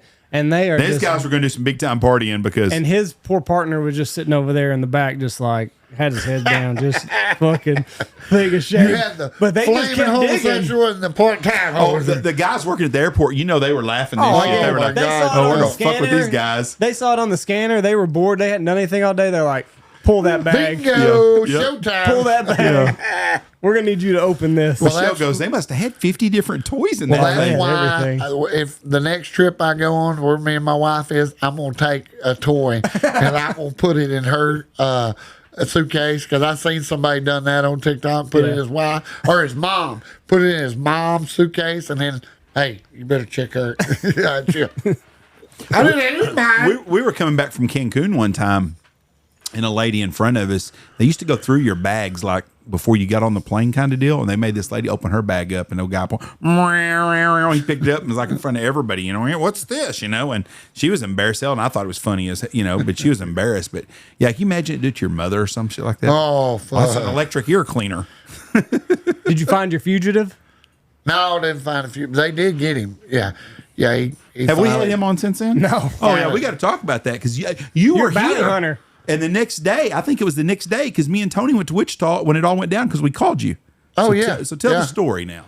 Well, this buddy that lives at the lake, his wife went to the casino. Her and her friend went to the casino, and she won like $17,000. And this guy followed her all the way from the casino to their house at Lake Kickapoo. And then when they got out, they didn't know they'd even been followed. They were just walking, and and you can see on the video. There's a video of them coming in, and they're walking through all the patio furniture and stuff like that, and they're talking. And he goes in, and then he goes in, and then all of a sudden you see that black guy come running through the shit, chasing them, and then he goes through the door. You can't see what went on, but you all said screaming and raising hell. He's whooping the shit out of her, trying to steal her $17,000, and then John woke up and what the fuck they going? He gave chase. The guy run out. Of course, it's pitch black dark, and he winds up tripping over a log or something like that, and lost the money, lost his phone. And then Sean's in hot pursuit, and he leaves his car, which turned out to be his mama's car. Yeah, and I know that guy had to be in bad shape because the mosquitoes were. He was out loose all day and into the night. And it was hot, too, that time. Oh, hotter than a two-pecker billy goat. I'm telling you, it was hot son of a bitch because I was at the house and Scott Bowden called me and said, hey, he's right south of your house. He jumped the fence, headed to your house. And I told Lindy, I said, get that shotgun, get ready. By God, I grabbed my pistol and my rifle and I hauled ass. And I was out there. And he had to have been right there. But, it's brush down in my house. He could have been seeing me. But not long after that video I made, they saw him. He went back to the highway, jumped out, tried to flag somebody down for a ride. And, of course, they told him, hell, don't get the fuck out of there. And they, and then he hauled ass. And, hell, I stayed out till 4 o'clock with my goddamn thermal walking around the goddamn deal. Because I'd had a bad week. I was needing some man. I was needing some man killing. Yeah. So you couldn't even see him with your thermal? He was just that brushed in? I would have seen him. But he wasn't where that. He wasn't in the same spot. I just couldn't find him. You were in the because there's certain houses. There's only like 1, 2, 3, 4 houses out in that way. Yeah. So I want to make sure he didn't go to them houses. So I figured that'd be the first place he'd head. Right. And when it got dark, is see lights. Yeah. Because we don't have light pollution. There ain't no lights out there in the country. Yeah. So I figured, but I just couldn't find him. I don't know if he got a ride, but I doubt it. Did you see in Russia right now you can pay to go hunt pirates, the Somalian pirates? Yeah. And, they entice these people to come up there so they can shoot them and shit. Yeah, the hunting game. Yep. Which was a famous book about on an island. The hardest person to hunt is a human being. That's right. And would you do that if you had a lot of money? go kill Depends on the somebody? guy. Would Hey, you? I'm gonna tell you right now, if people in this world better pray that Clay Reid don't get terminal cancer, because I got a fucking list of people to kill about that goddamn long. I'm gonna go rob a bank, and then I'm gonna have some fun for a weekend, and then I'm gonna find first all them local guys that I need to kill, and then I'm gonna go find all the sorry son of bitches in the world. Every pedophile in America will be scared if Clay Reid gets terminal cancer. Now, hold on, Clay. How old are you? 50 and a half. How old's Kelly? Like, I don't know, 51. That's 8 years. So how old were you and she when you started dating? Oh, I was a pedophile. Okay. That's what I was getting at right there. Yeah. Let's don't be too hypocritical, But okay? I wasn't fucking 2-year-olds. Okay, no, I give you there. Yeah. Hell, we were all pedophiles back in our day. Yeah, even our parents were more pedophilia than we were pedophilia. Yeah, because hell, I think my dad was, my mom was like 15, my dad was 20, blah, blah, blah. No, it was real common back then, though. Oh, It's a different deal there. I just didn't want you to I didn't want to say, Clay's a hypocrite. That's why I kind of got a problem. Like, there was this, I won't say no names, but there was a coach, right? And this coach is 21 years old, first-year coach. That's a trap right there. He has a relationship with a senior in high school. She's 18 years old. And he loses his license, goes to jail and over that for having a relationship with her. Yeah, that shit ain't. I'm with you. And they're still married. It's like 15 years later now. I'm with you. Now, there's a state law. You're on school board, right, Andy? You cannot dabble with students if they're teaching. But if Just she would have, just like the CEO and the head of HR Okay, Coldplay. but- They're both consenting adults, but right? But there's- if she was at summer and she'd graduated and they started dating, that's not illegal. Yeah, right? exactly. I don't know the legalese of it all, but I would think that If people she's- in town would be talking, but I don't think that there's anything you can do about it. She's out of high school, and That's what. Yeah. now if they prove that this had been going on while she was your student, then you might have a different I'll tell you a thing. story that's really screwed up, and we talked about this at a judges conference 15 years ago. And I'm going to change the town because I don't want nobody. Yeah. We're just going to say in El Paso. It did not happen in El Paso, but there was a guy that was a teacher at a junior high in El Paso. And the cops come to the school and they arrest him for having child pornography on his computer. And he's like, "You got the wrong person." They said, "Is your name Robert James Reid?" "Yes, it is." "Okay, do you live on Magnolia Street?" "Yes, I do." "You're under arrest for child." They tag in class, walk him out the door. Get to the police station. They're putting him in. They file, do whatever they do, check him in, get him in. They're going to wait for the judge to come arraign him. And he's like, "Man, you got the wrong guy. You got the wrong guy." Well, judge comes in to arraign him and goes over the warrant and stuff. And he goes, "You live at 312 Mockingbird Street?" He goes, "No, I live at 302 Mockingbird Lane." He goes, "Oh, we must have wrote the wrong thing down there." He goes, "I'm telling you, you got the wrong guy." Done a little bit of investigation, and guess what? They had the wrong person. The guy that lived at 312 was Robert Reid, and the guy that lived at 302 was Robert Reid. So anyways, "We got to let you go. I'm sorry, man. We probably just a messed up deal, blah, blah, blah." So he calls the principal, and he gets home that night, and he said, "Hey, they got the wrong guy. They let me go." Well, You're too late. he said, let me talk to my board and my superintendent and find out what we can do. We'll call you tomorrow. Next day, he calls and asks. He said, "Well, they're going to have a school board meeting." On which he said, "Man, I didn't do nothing. Why? I don't understand why I can't go to work." Well, the school board, all those kids went home that night and told the mom, "Hey, Coach Reid got caught diddling a little girl," or whatever it was, turned out to be. Well, anyways, he lost his job. He never got to go back. Yeah. And if you run a check on him, he got arrested for child pornography. He wasn't charged with it, but he was arrested for it. Yeah. It's on his record. He couldn't teach no more. And it happens every day. How hard is it for someone at the state to go in and take that thing off there where he's got a clean record and it never shows nothing? Because he never done nothing wrong. Yeah. And it's a bullshit deal. So every story has, there's two sides to every story. Exactly. But a coach, you can't date someone that you coach, even though if she's 18 years old. That's off limits. We had a girl when I was in high school that was banging a coach. Oh, I can give you know what they did to him? 1,000 different instances. You know what they did to him? He went to work somewhere else. That was back in the day. Yeah. There's a very famous person in Texas whose brother is a coach that's lost about 6 jobs for diddling high school girls when he was coaching. Yeah, like I say, we can go all day on just But personal friends I know. But back in the day, all you did was lose your job, and then that school wouldn't say nothing. They didn't want to be a lawsuit, so they would. If you called and said, "Hey, do they work there?" "No, they don't work here anymore." "Would y'all hire him back?" "No, we can't hire him back. It just didn't work out here." It didn't say, well, he was banging a 12-year-old, so they'd hire him too, and it was a repeat deal. Just keep going and going and going, but. It's too easy to fuck somebody's whole life up over just an accusation like that City View deal. I had friends involved in that deal, and it turns out they were exonerated on everything except for the one guy that shot himself. Yeah. What about what about these women teachers? Where the hell were these teachers when I was 14 or 15 or 16? I don't know, but I want to go back to school. No shit. And they're all good looking. I have yet to see an ugly one one. Today on TikTok where the gal had the guys gangbanging her, the high school kids gangbanging her. Jesus. Yeah, and I was like 12 of them. Good And she was a little freaky too because Well, no shit. yeah, no, she got even worse. I think it was.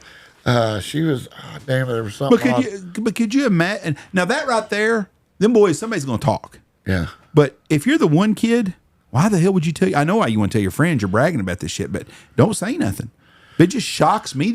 And the ladies, most of them are attractive ladies. I've yet to see one big 2-ton Sally. None of your 911 rape girls. There ain't none of them on them with students. Well, Ty McLemore, he when Ty was young, he was in high school. He got in trouble having sex with a teacher, and he come to the house. Of course, Kim was losing her goddamn mind, and then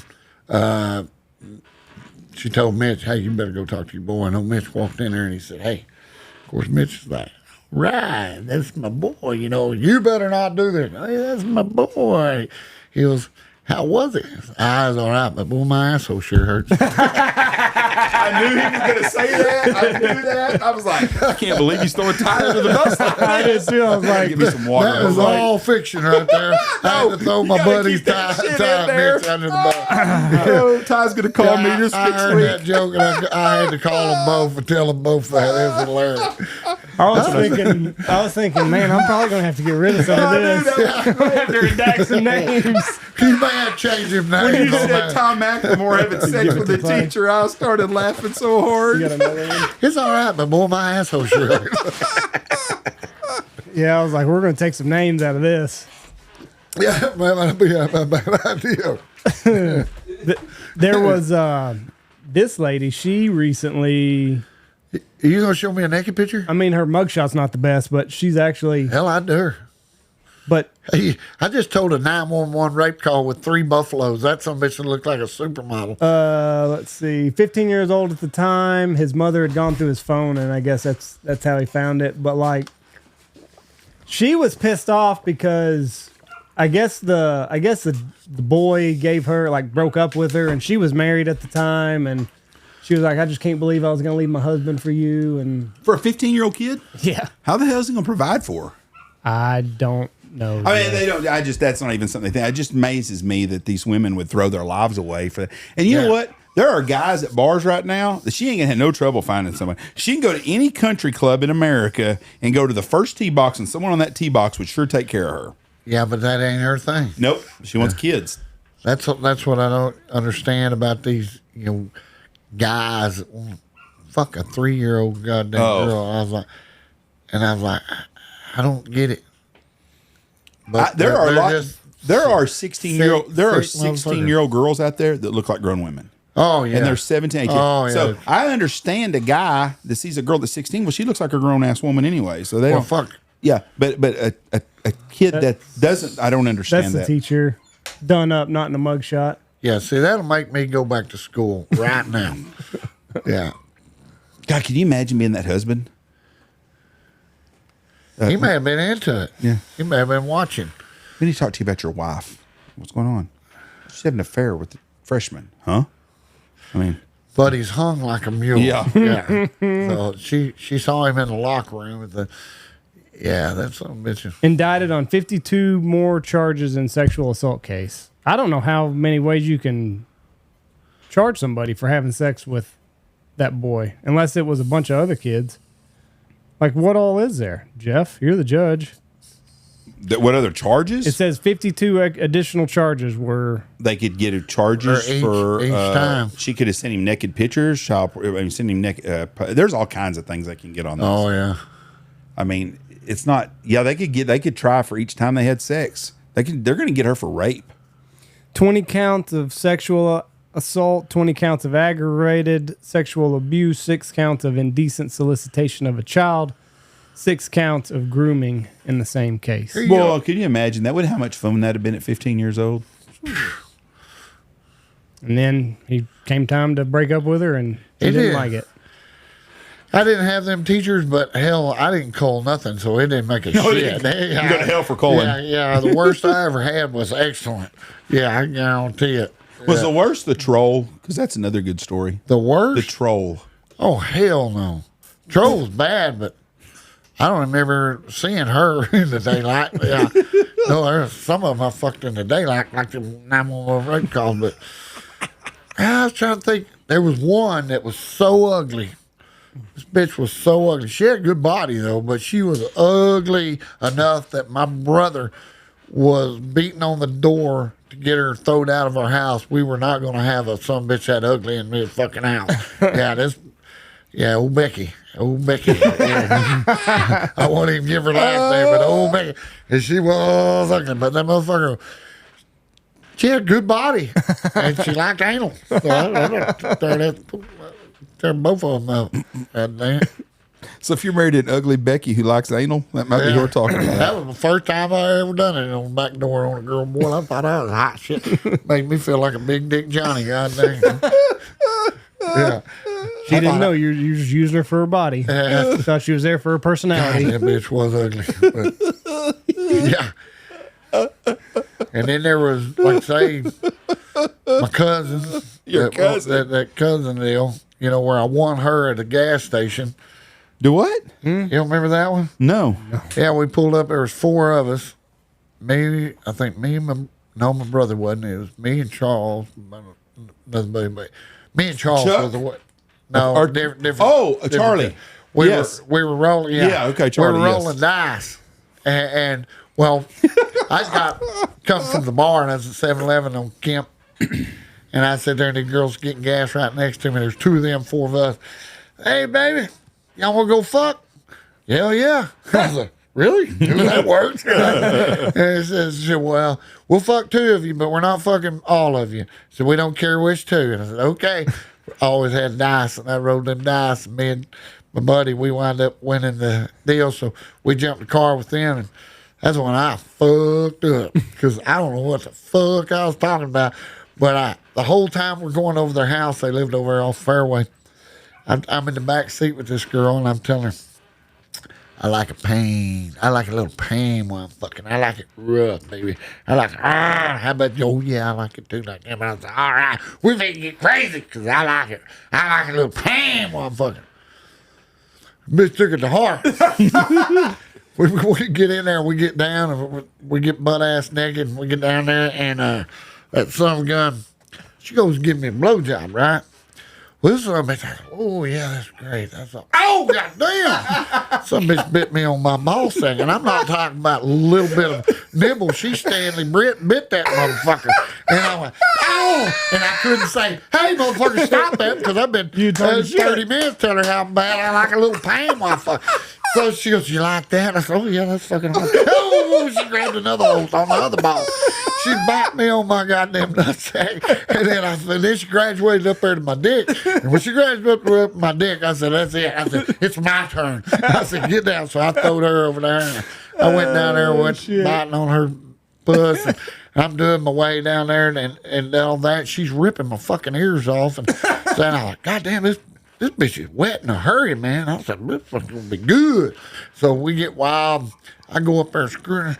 And that some bitch would take her, she had big long old fingernails, just went, just ripping the hide off my fucking back and reaching up there biting on my fucking titties and all the shit. And I can't get away. I'm going, God damn, motherfucker. So I'm going to have to bust enough quit on this son of a bitch. So I'm going to run out of blood. So I'm fucking this son of a bitch, and she is wearing me out. She's like a baby piranha and biting all over. I mean, when it was over, I had bite marks all fucking over my nutsack, inside of my asshole, and fucking, I mean, it hurt. And all I could do was sit there and take it. Talk too much shit. So when we got done, I didn't even, I got done. I said, all right, good deal. That was awesome. Nice to meet you. I'm taking a breath, and I go in there, I go to the bathroom. It's pitch black dark, so I don't see what's going on.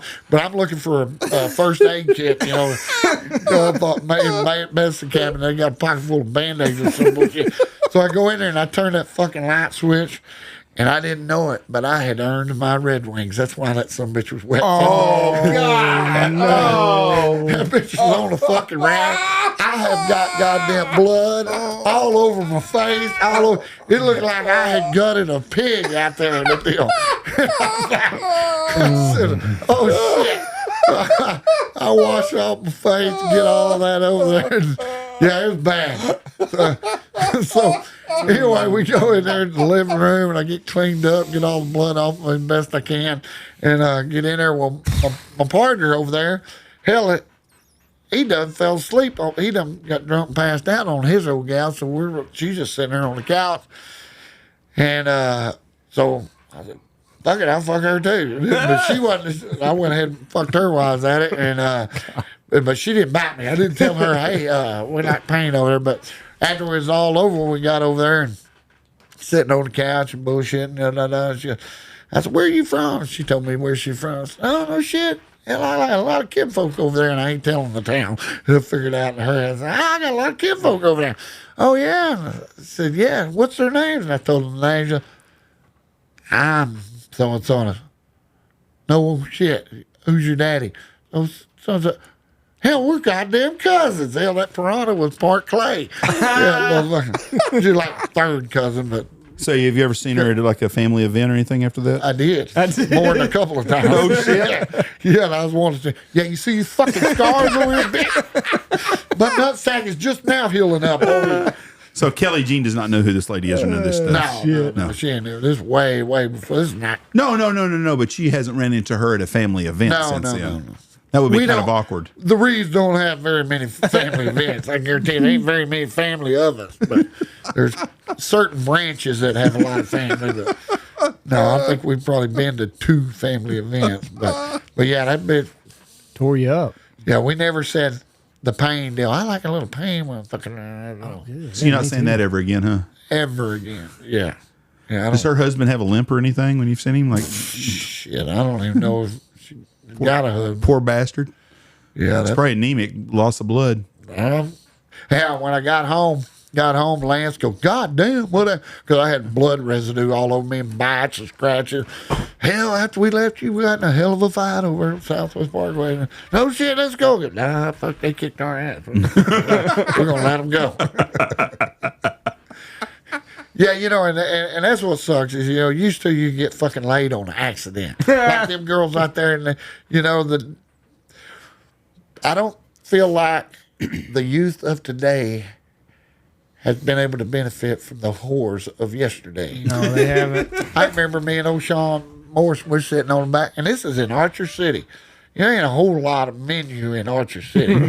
Yeah, I was sitting up, we're on the back of the pickup one day drinking a beer, and all of a sudden, this good-looking little redheaded girl comes walking down the street. And I've never seen her before, never seen her since. She walked up there, hey, baby, what's up? I make conversation. My back's been hurting. I'm trying to walk again. I say, hey, I got the cure for that bad back. She goes, what's that? These right here. These are spirit fingers. These are like magic. I said, I can fix you up in about 2 seconds. Oh, really? Well, I'm about ready. I said, well, there's only one condition. You got to be naked. And she goes, well, I can do that if it'll fix me. And I said, that worked. Took her ass in there. And so I had my way, and my buddy Sean, he had a waterbed. And I had got her on that waterbed and did my deal. Well, I ain't going to be stingy. I'm going to help my buddy out. So I put on a towel. I said, I'll be right back. So I go outside and run around the house in my towel. John. Hell, that son of a bitch was gone. And he went to get a can of snuff, and he come back. I said, God damn, bitch, I got that son of a bitch in there naked ready for you. He goes, you liar. I said, you think I'm standing out here on fucking Main Street in a goddamn towel? And he goes, you're lying. And all of a sudden she comes walking out. She got dressed and come out and said, bye. Just walked on down the road. You didn't get no pussy. I said, well, go in there in the middle of your bed and see if there ain't a big old stain in the middle of that something. So I'm saying, you fucked her in my bed? I said, well, hell yeah, you got a water bed. I'm sleeping on a couch. Yeah, but that's how easy it used to be. Do your boys get nervous when you come on this podcast? My boys? Yeah, your friends like Sean? Oh, yeah. I've thrown them on the bus. Now they're professional. That was the same Sean? Yeah. Me and Sean lived together. That Sean, that son of a bitch, we used to have more goddamn fun fucking with each other. He come in one night from the bar. He got in at daylight. Been pulled all nighter. So he goes in there, he lays on his bed, passes out. Doesn't take his boots off, no clothes off, no nothing. So I wait. I'm always looking for opportunity. I'm like a buzzard when something dies, waiting on it to die. Well, he had died on that waterbed, boy. And I come swooping down on that son of a bitch, and I got me two of them, the big bottle rockets, that big around, boom, boom, big ones, I got two of them. And his boots hanging off the edge of that waterbed. And I taped two of them to the bottom of his boot. And then I tied a rope around his left boot and then tied it to a doorknob. And so I figured when I light these and they go off, he's going to get up, take off running. That rope's going to jerk him. He's going to bust his ass. And had my plan. So I went, swoom, swoom, and I let them two bottom. And I swear his goddamn boot went, boom, boom. He never wiggles a toe. Oh. I go, God damn, that motherfucker is asleep. So I go in there and I get me some shaving cream and I put it in his hand, tickle his nose, and he gets shaving cream on his face. He still don't wake up. Fuck that son of a bitch. So I was going there and watch Scooby-Doo on the couch, and I'm sitting there on the deal. Well, in the meantime, I guess he sucked in some of that shaving cream on his nose, and he woke up. And all of a sudden, I don't know it. He gets up and he goes to the bathroom. And all of a sudden, I hear that rope had caught him when he walked to the bathroom, and it jerked him. And hit his head on the door face of that deal. And the race was on. Whoa, you motherfucker, I'll kill you. So the way he got even with me, about a week later, we didn't have no shower. We had a big old crowfoot bathtub, deep bathtub, didn't have no hot water. We barely had electricity at the time. So I'm in there taking a bath, and he comes walking in. He's got his hands behind his back like this. I said, what the fuck you want, queer? You gonna want some dick? And I'm sitting there like this. And he's smiling. What do you want, motherfucker? He goes, and he had lit them he had made two big old clusters, them M80s, and put them on that deal. And he lit both of them and dropped them some bitches down into my crotch. Woo, woo, woo. And of course, you ain't getting out of a bear. No. Yeah. Clawfoot tub. Yeah, clawfoot tub. Very fast. I busted my ass and I come out of there. I said, I'll tell you what, you motherfucker. So I'm going to get even with you. I tell you what I'm going to do. I'm going to wait till you're asleep. He hated bugs. He's definitely scared of a bug. Me and a praying mantis chased him around the house for 2 hours one day. We'd have to stop and praying mantis. You ready to go? Let's get him again. We take off. But that motherfucker scared the bug. I said, tell you what I'm going to do. I said, I'm going to wait till you're good and asleep, and I'm going to go catch me one of them big black tarantulas. I'm going to put tape on his feet, and I'm going to tape that some bitch to your face. Let's call truth. Yeah, let's call the truth. Yeah, oh, fucking good time. Yeah, me and him living together was a trip. And he was weird. That cocksucker, the whole fucking house could be destroyed. And he dipped snuff bad. And he would have 48 goddamn spittoons everywhere. Every cup had a spittoon laying around somewhere. House be trash. You walk into his room, it's like spotless. He's OCD with that compulsive disorder deal, And he can recognize, like one night, I had these girls come over. Sean went and got a beer run. I said, I want to show y'all something. Watch this. So we go into Sean's room, which he didn't like. Nobody in his room. On his chest of drawers up there, he's got a picture here and a picture here, and he's got his quarters, dimes, nickels, pennies, right in order, all stacked up, just perfect. Everything's got to be perfect in its order. So I moved this picture to this picture this way, and then I moved the nickels where the dimes were, the dimes where the nickels were. It's just very subtle. Nobody would notice that in a million years. And Sean come in, we're sitting on that waterbed, and he come walking in. What y'all doing in my room? Oh, no, just showing them your waterbed, son. I'm just showing them your waterbed. And, you like my waterbed? And he don't even look over at that deal. Yeah, I've had that waterbed for him now, and he grabs that picture and he does it. Just never even looked at him, and he knew. soon as he walked in there, then something was out of place. And he moves his shit around. And said, see, I told you. I told you he'd do it. He's a fucking weirdo. Now, is he a married guy now? No, fuck no. This some bitch. He's a 55-year-old bachelor. He Never been married? never been married, never wanted to get married. Yeah, he's a man whore. Well, so see, you can say what you want about him. That's no big deal then. Yeah, he ain't gonna- it's there's not been like he's- many times in my life I've been jealous. Yeah. Except for that at night when I get to go in there and I don't Yeah. have to roll the dice for pussy. That's very true. Yeah. Yeah. Or when you're on testosterone and you just got this raging hard on all the fucking time. I got that hard on. Are you going to go back to the whole bottle again, juicing yourself? No, because I gained weight. I just, like I say, I need to lose weight, but I mean, I'm cut. I still run every morning. I still, I do all my deal, but I don't want. You said earlier Of course, I don't. How much you think I would weigh right now? 246, I ain't close. 265. No, it's under 260, under 265. 270. Yeah. Oh, no I'm shit? pretty stout. Yeah. Yeah, I would. Yeah, I mean, but my pants are the same. Everything's the same. I'm harder. And muscle weighs more. You know what's crazy? But I started out. I was 250, 255. Oh, and you packed on 15 Yeah. pounds? In 1970, you couldn't find a 270-pound man. Oh hardly. fuck no, those are. I mean, it was if they did, it was 6'6". You know why? Well, everybody ate the same shit. And No. Why? Modern technology. You don't have guys going out there driving posts with a hand. You got post drivers. You don't have guys out there digging post holes. You got deals to dig post Well, holes. people, there's no doubt about that. But you just didn't find very many guys that were as Yeah, thick because as you people were at that work age. like a motherfucker back then. You said earlier that if you had terminal cancer, you had a list of people you'd kill. I'm not going to ask you who's on the list. What would you honestly do? Let's say you've got terminal. They tell you got a week to live. Let's not. You terminal, think let's I'm just go to joking? No, you probably will kill some people. I understand that. I just don't want you to name the names of who you'd kill. I mean, if you want to tell us who it is, that's fine. No. I don't want you to implicate you in case something happens. Like No. you go home tomorrow and They they come say, up dead. Clay, you got 5 days to live, and it's like, goddamn Clay Reid, he killed all of them. What would you do though, outside of family and stuff? What are some vices of yours? Because my dad was an alcoholic that hadn't drank in 30 years when he died. And he I said- felt bad for him. Why? Because a couple years before he died, I said, Ron, if they told you you were going to die tomorrow, I said, would you go back to drinking and smoking? He said, in a fucking heartbeat. And then he died and he never got to do it again. Well, because he knew what Dad drank and smoked enough when he was younger. He got his fill. He was good. Yeah. But that was his deal. He said, I'd get a case of beer, a carton of cigarettes, and a prostitute or something. That's about the way he said. That's the way I want to go. But what would you? But I feel bad because he died in a hospital bed, an old man, and never. Well, you never could have did taken him all anything. that shit up there. Why didn't you? I didn't want to be the guy. I didn't want him to live and then him have a problem afterwards.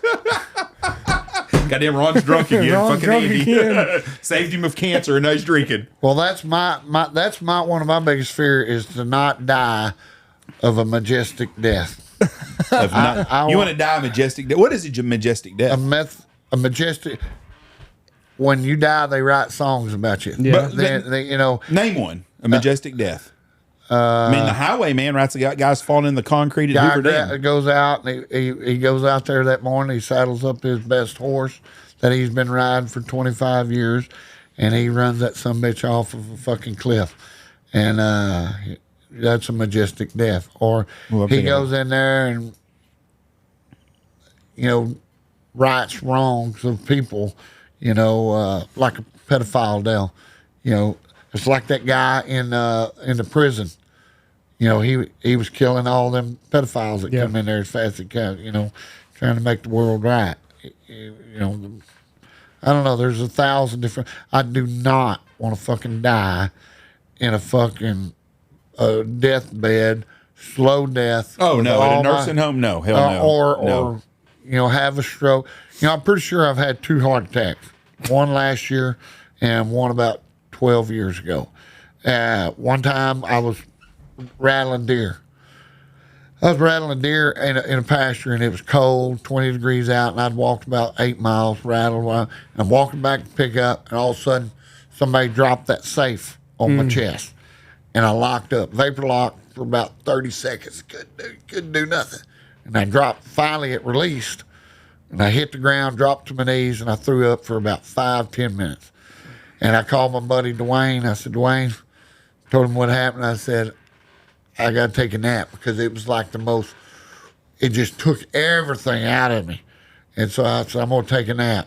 I said, if I don't make it back in the house, this is where I'm at. Yeah. And I told him the exact opposite of where I told him I'm south of the Plum Creek Pens. Well, south of the Plum Creek Pens is in the lake. And so anyway, and I laid there and I went to sleep for about an hour and I woke up while I'm on my way home. You know, and then last year when I was in a coyote hunt up deal, I had kind of the same deal. Was thrown up, sick, blah, blah, blah. And I think that was another time. And somebody said, well, you better go to the hospital. I said, no.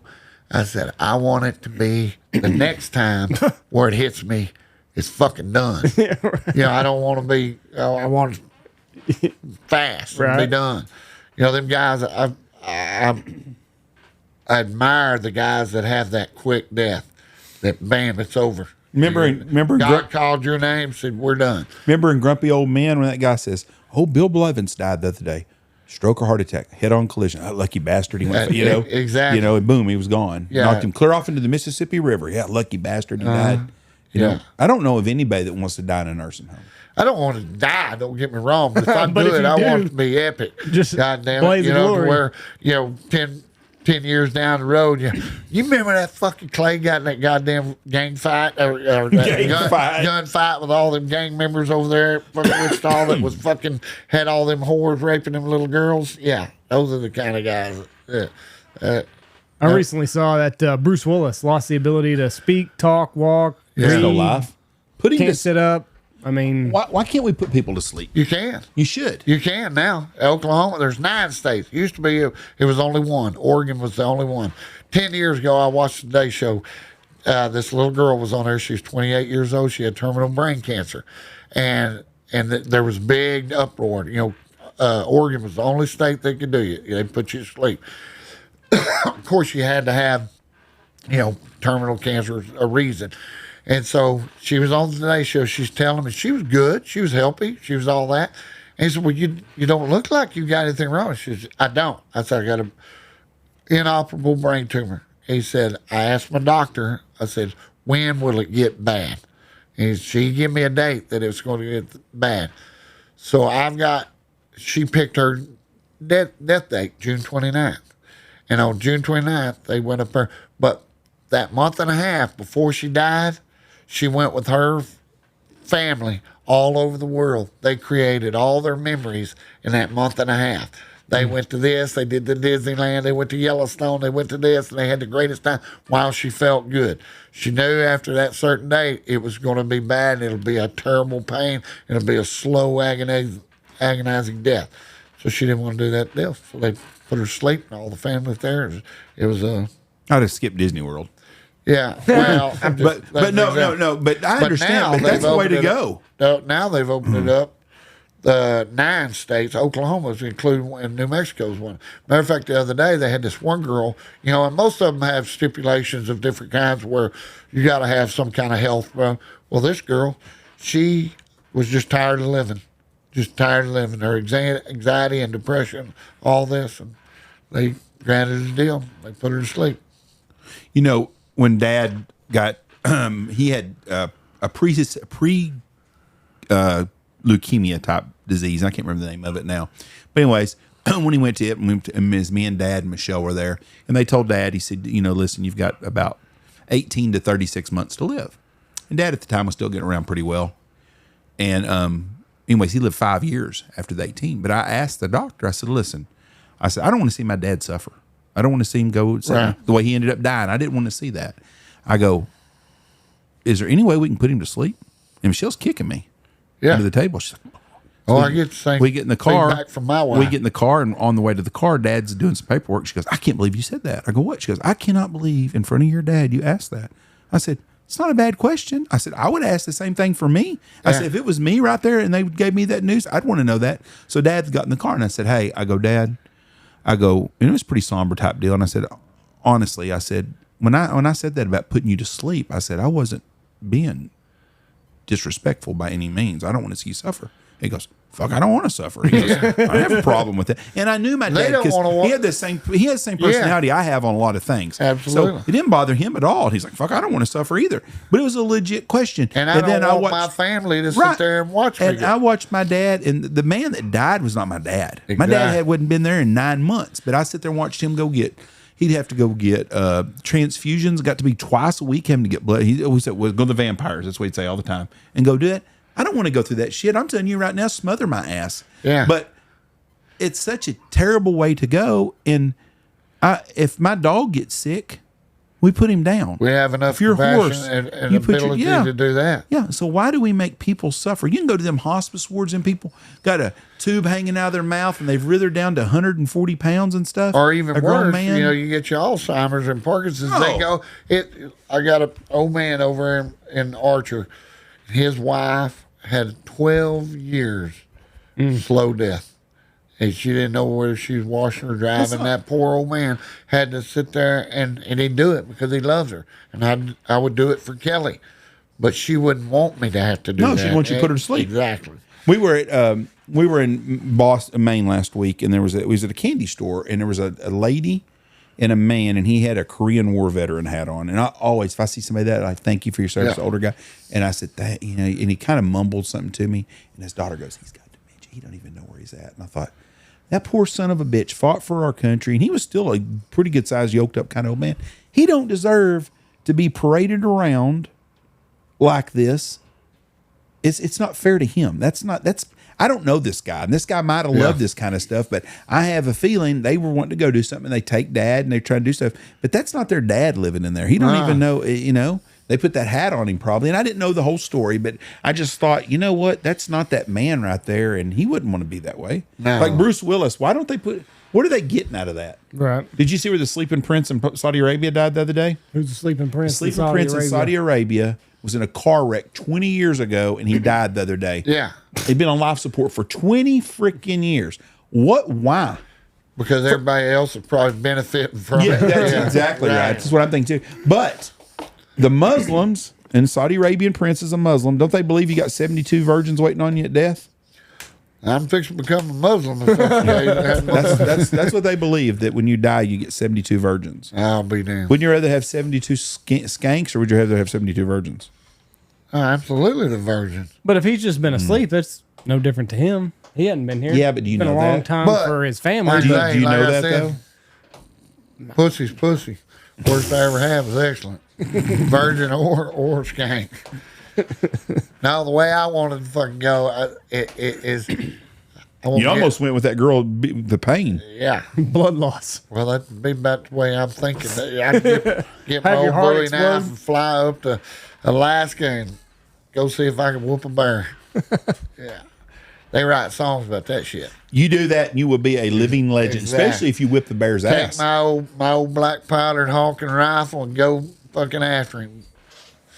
And then if I do happen to kill that son of a bitch, I can go to the next one. Till that. Until you run. Until you run out. Yeah, that's shit they write songs about. You do. You kill 3 bears, bare hands, with just a hawk and rifle. Yeah, with terminal They'll cancer. talk about you forever. 72 years old, Yeah. terminal cancer, and dang. Everybody knows about Big John. Yeah. See, they wrote songs about me at Iowa Park, the Ballad of 38 Clay, when I took that gun to school. Matter of fact, every year, the government teacher would sing, first day of school, he'd sing that song to his class. And tell them not to bring guns to school. And I don't know what it says. It's the Ballad of 38 Clay. He wrote it after that year during this talent contest, and he won the talent contest singing the Ballad of 38 Clay. I met a kid from Iowa Park the other day, and he's a 99 graduate. And I said, my name's Clay Reid. Are you 38 You're Clay? 38 Clay. And I said, yes, I am. And he goes, surely. He goes, oh, yeah. So I graduated in 99. He played it for us the first day. I said, well, they told me he played it every year. He just retired like 2 years ago. Mr. Gocher. So do you remember that? So just go do your bear thing, and then they'll be talking about you all over the United States. Well, if He's I gotta get get sick terminal first. cancer, yeah, you bet I am. You let me know before you go up there. I want to film it. That way you can make it a YouTube video too. Yeah, they Live on forever. Hell yeah, they'll make statues of that shit. Don't think I won't. I'm not stupid. But I told my wife, if I happen to have me a stroke or some shit where I can't do it, you better take me to Lawton, Oklahoma and put that pill in me. Give me that pill. 'Cause I'll come back and haunt your fucking ass. If you have to wipe my ass one time, I said, I'll haunt you for the rest of your life. What a sad way to go for somebody. And you see people like that. Like there's no dignity when you get older. I'm scared to death of it. I guarantee it. I do not. Like Mongo, Steve McMichael played for the Bears. Yep. You know, there was a guy that was a defensive tackle at Texas and for the Bears, was an all-pro football player. I think he's in the NFL Hall of Fame. Yeah. And he died weighing 132 pounds. Did he have ALS?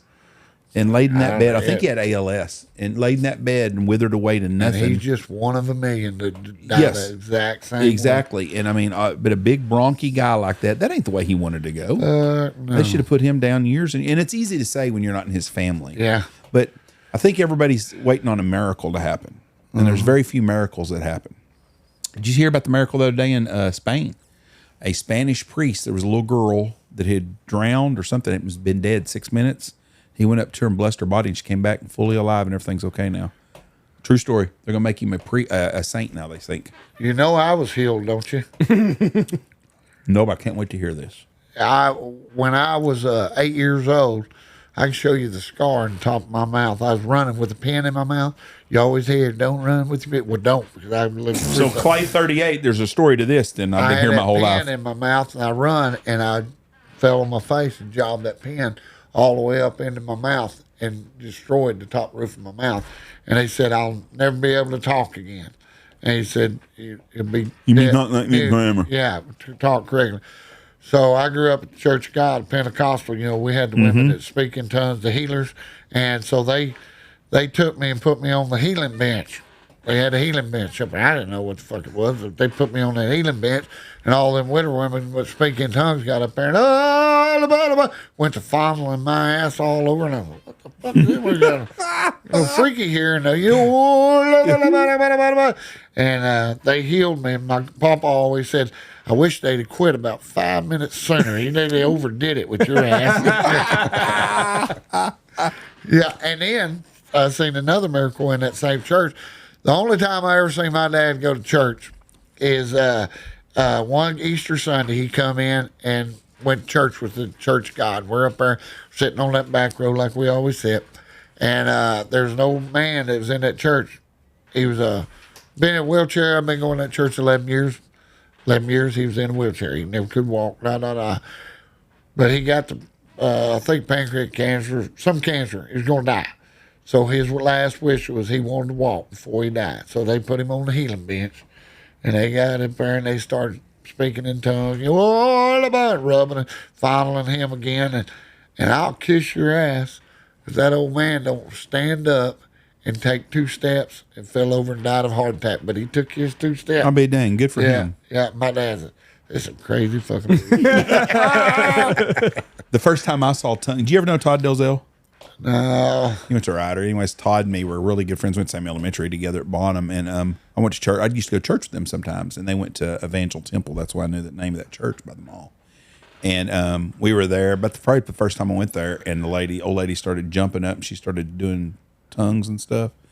Scared the piss out of me. And Todd goes, that old lady's crazy. She does this all the time. And I didn't know that there was I didn't know that. I didn't know what tongues was. It was just a foreign language. Oh, yeah. And like, say, some of the people that don't even know they got the gift. And like, that's what I've always told. It's just something that I won't mention no names, but a friend of mine, she goes to a Baptist church, and then she's in a Baptist church, and they're doing a worship deal, and all of a sudden she jumps up middle of nowhere and starts speaking in tongues. She didn't have no idea. I wonder what. Supposedly, I guess they understand. I would like to talk to someone that speaks in tongues. Do they understand what's going on, I wonder? Or does it babble to them like it is to everyone else?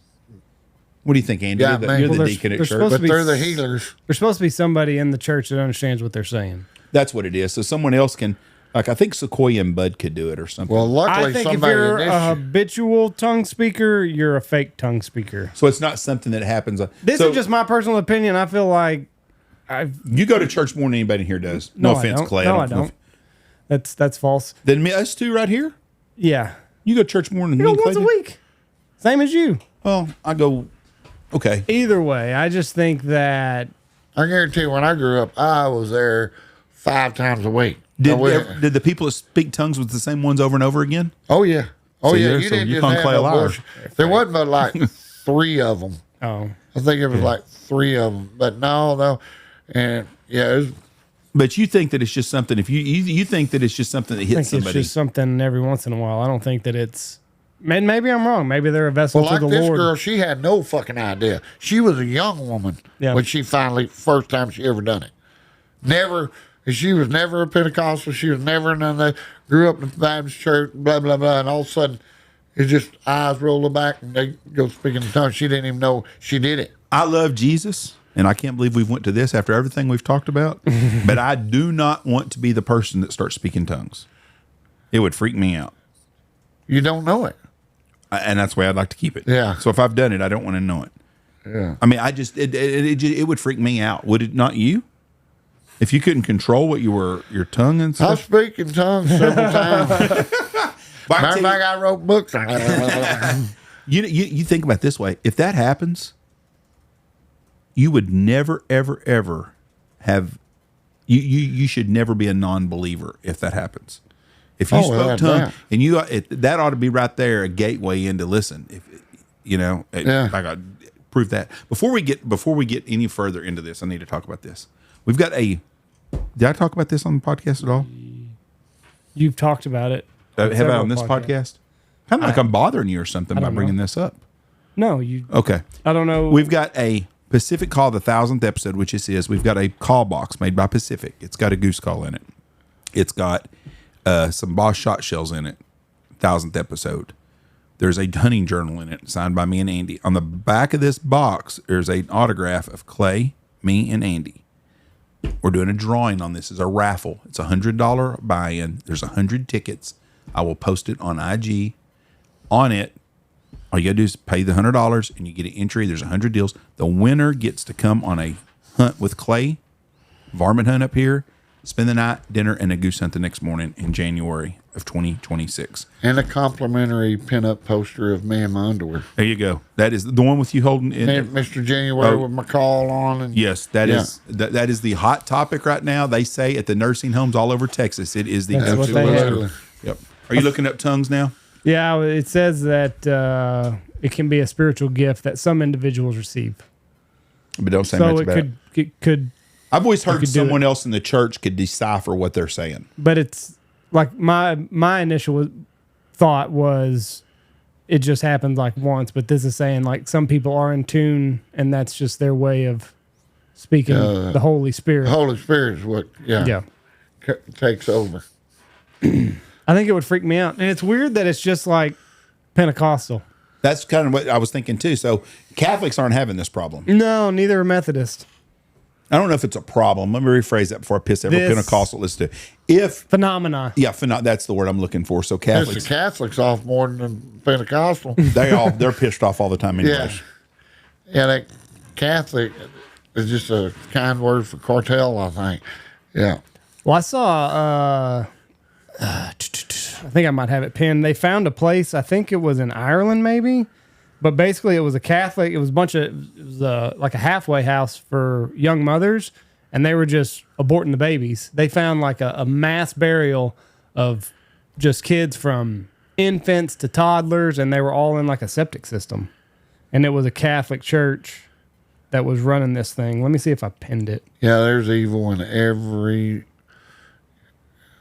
religion. every religion, everything in the world. That devil runs rampant. I bet I can just search it here. He works overtime. Yes, he does. But it seems to be when it's the church involved, it's even worse. Yeah, like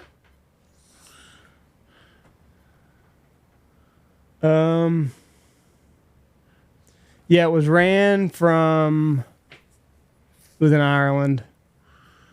It was ran from 1925 to 1961, and they found. Give me the fucking number here. says 9,000. No, okay, 796 babies and young children were found in this septic system. Wow. Damn it. Can you imagine the riches that the churches in the world have accumulated? Oh, I'm telling you, it's stupid. Do the Muslims pay tithes? Do you know?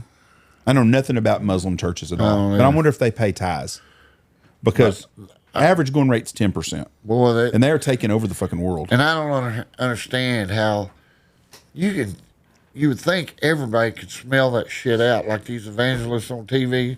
That one son of a bitch, you can tell by his eyes, that's an evil son of a bitch. You know, what the hell's his name? Copeland? Oh, Kenneth Copeland. Oh, my God. Wealthiest preacher in Texas. Yeah, and I mean, he's got that evil look in his eyes, and he talks with the evil, yeah. And, boy, they'll just send their money to him just as fast. But I tell you what, there's dumbass people. There's this one old gal that I know, and I was eating one day. She's on her phone. And all of a sudden, that some gun says, I said, you got your boyfriend? Well, he wants to be my boyfriend. I said, oh, yeah? Really? Got you one? He's like me. He just loves to talk to people. Said, he's gonna get you. And she's a widow. And anyway, she, yeah. I said, well, who is it? Don't hold back.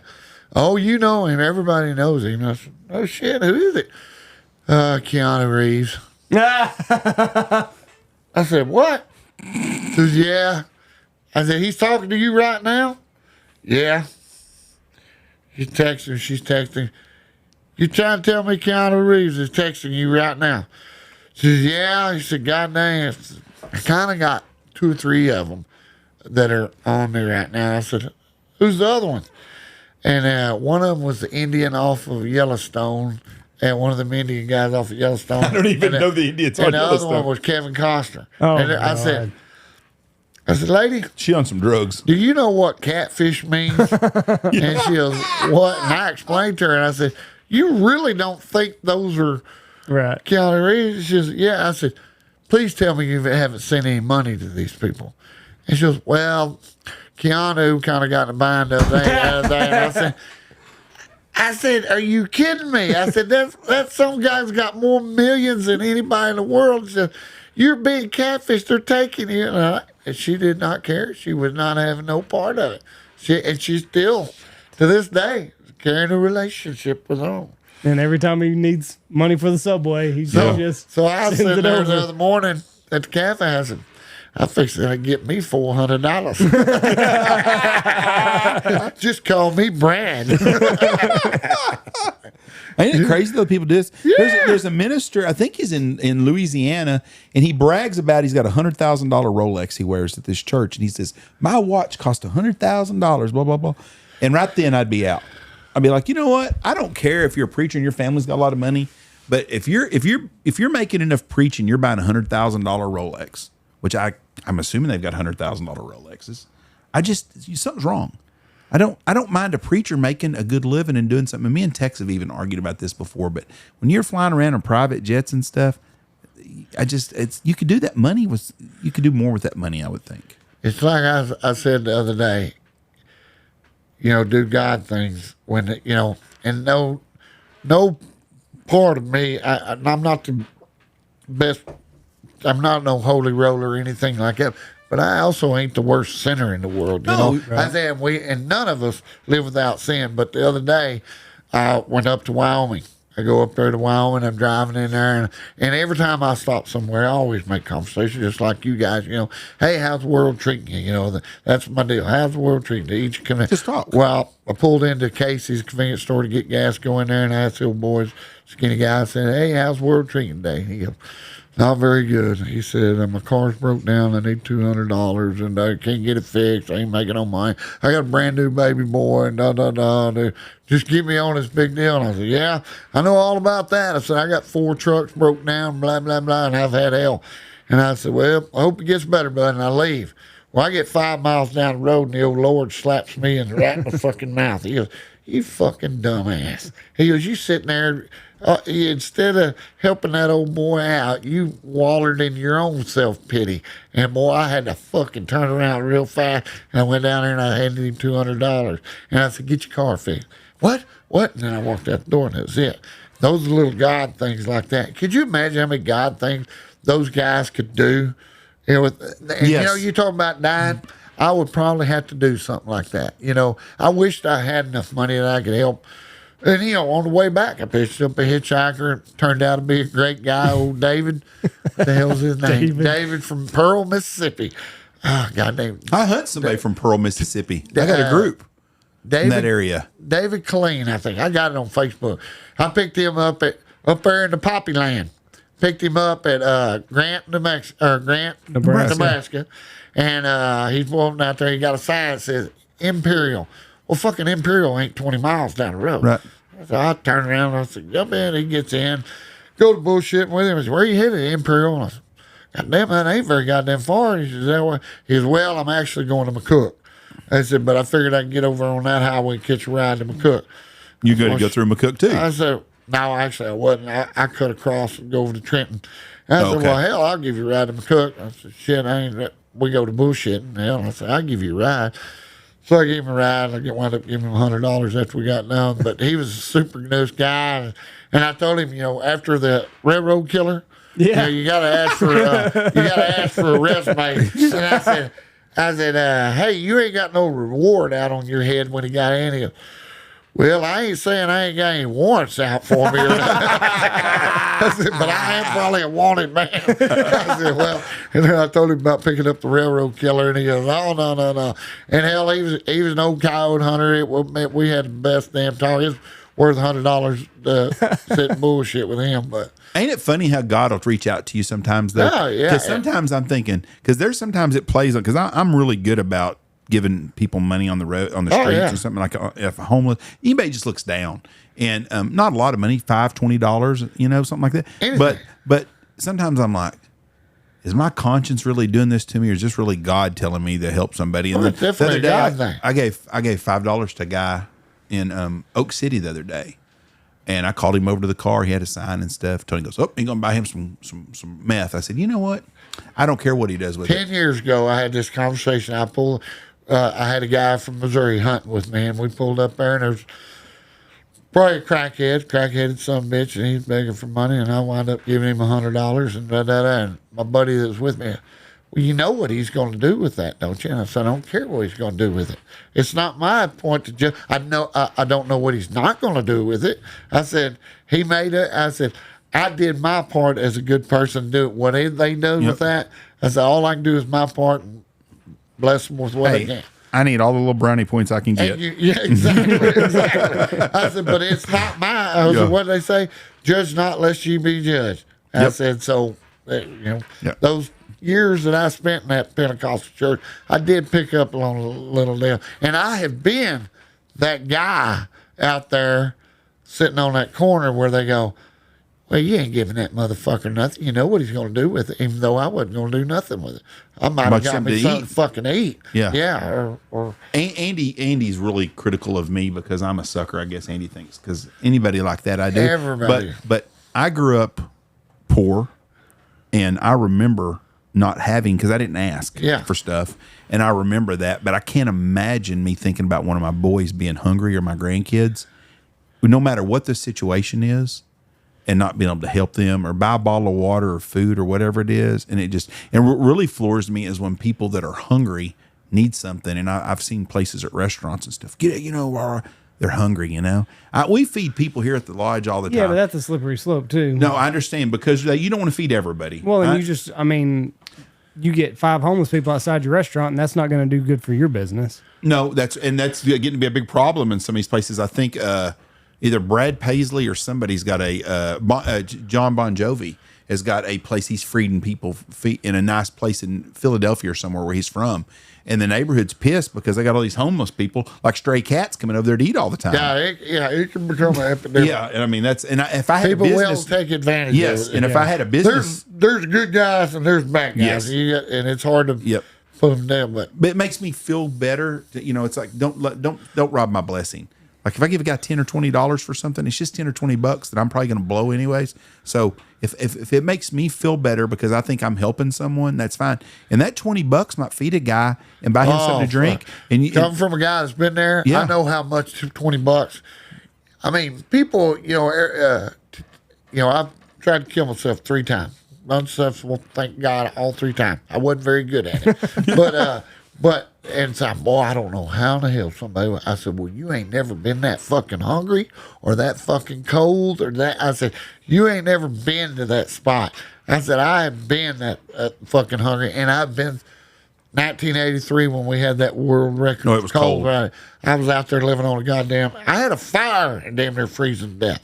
I've never been so goddamn cold in my life. And I mean, death sounded better than freezing. Absolutely. If I'd had a gun right then, I'd have killed myself roadkill dead in a hurry. Yeah. And I said, but you ain't never been there. Don't talk shit. I said, because that bullet it been a blessing many, many times in my life. Like a loaf of bread and a deal of bologna. I've been there. That's all I could afford to get. That's why, you remember where they had the fountain over there? I sit at that fountain all day long.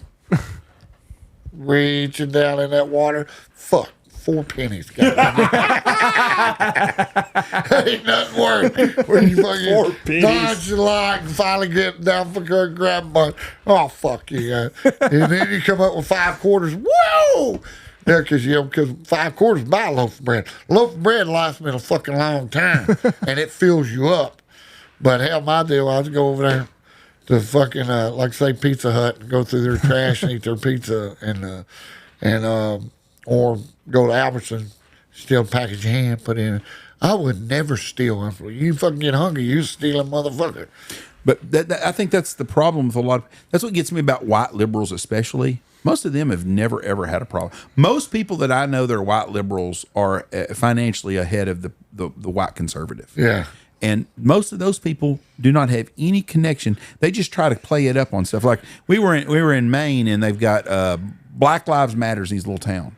You can't use a missile and hit a black person from where we were at. Yeah, exactly. They don't they don't know the whole dynamics of life the way it goes because they don't expose to any of that stuff.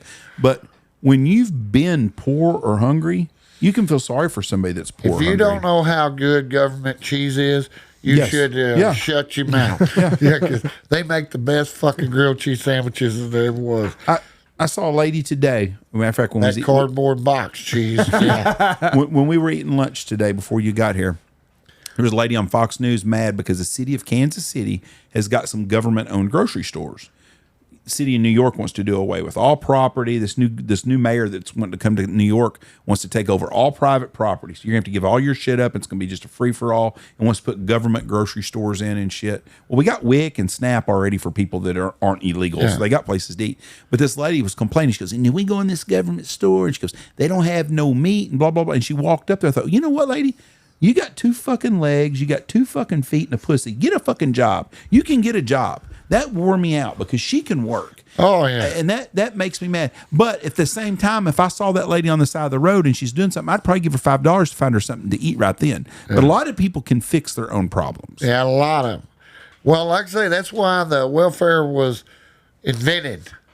They want you to be dependent on the government. They wanted you. And they've done a good job of it. It went out crazy out of hand.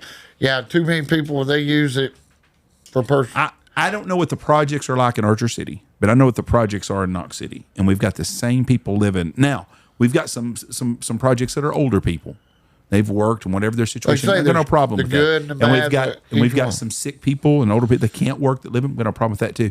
But we have some families that live in the projects. They've been in the projects since I've been out here 30-something years. And I'm thinking, so in 30 years, someone couldn't get a job where you could go somewhere else. And I'll bet if you go to Wichita Falls, I bet the same families are in the same 3rd, 4th, 5th generation of them, and it drives me crazy. Yeah, because they've learned to beat the system. They're using the system to survive. It's their job. Yeah, they sell them food stamps fast as they can get them. They go down there and sell them. They go get liquor, whatever they want. I knew a buddy of mine had a bar in Wichita Falls, and he invited everybody over for a barbecue one time, or dinner, or cookout, whatever it was, and big old filet mignons and stuff on there. I said, God dang, what'd you do, rob a meat store? He said, hell no. A guy comes in here and uses his food stamp, pay for his beer all the time. he goes, I get these things for about $0.25 on $1. I go, That's what? Exactly I said, right. Yeah. He said, hell yeah. He gives me $300 worth of food stamps, and he runs about a $75 beer tab up all the time. He drinks a beer was $1 a piece. He goes, 75 beers? He said, look at all these steaks. He said, them 75 beers. He said, them some bitch don't cost me $10, $15. He goes, that's $15 worth of meat on there, and there was $300 worth of Albertson's best meats. Yeah, exactly. Yep. All right, Andy, you got a birthday party today, don't you? Yep. Here in a couple hours. Jameson will be 7 years old. That's right. God dang, he's getting old. He'll have fuzz on his nuts before long and driving a car in Dayton. Goes by in a hurry. Don't get bite marks on his nuts. That's all I have. Shit's overrated. It all goes by in a hurry. Dude, you don't even know how that is. I don't want to know. I'm going to find out. It's just kids. Yeah, I had one of my kids I coached found out he had cancer yesterday. Oh, fuck. Yeah, it happens quick. It goes by quick.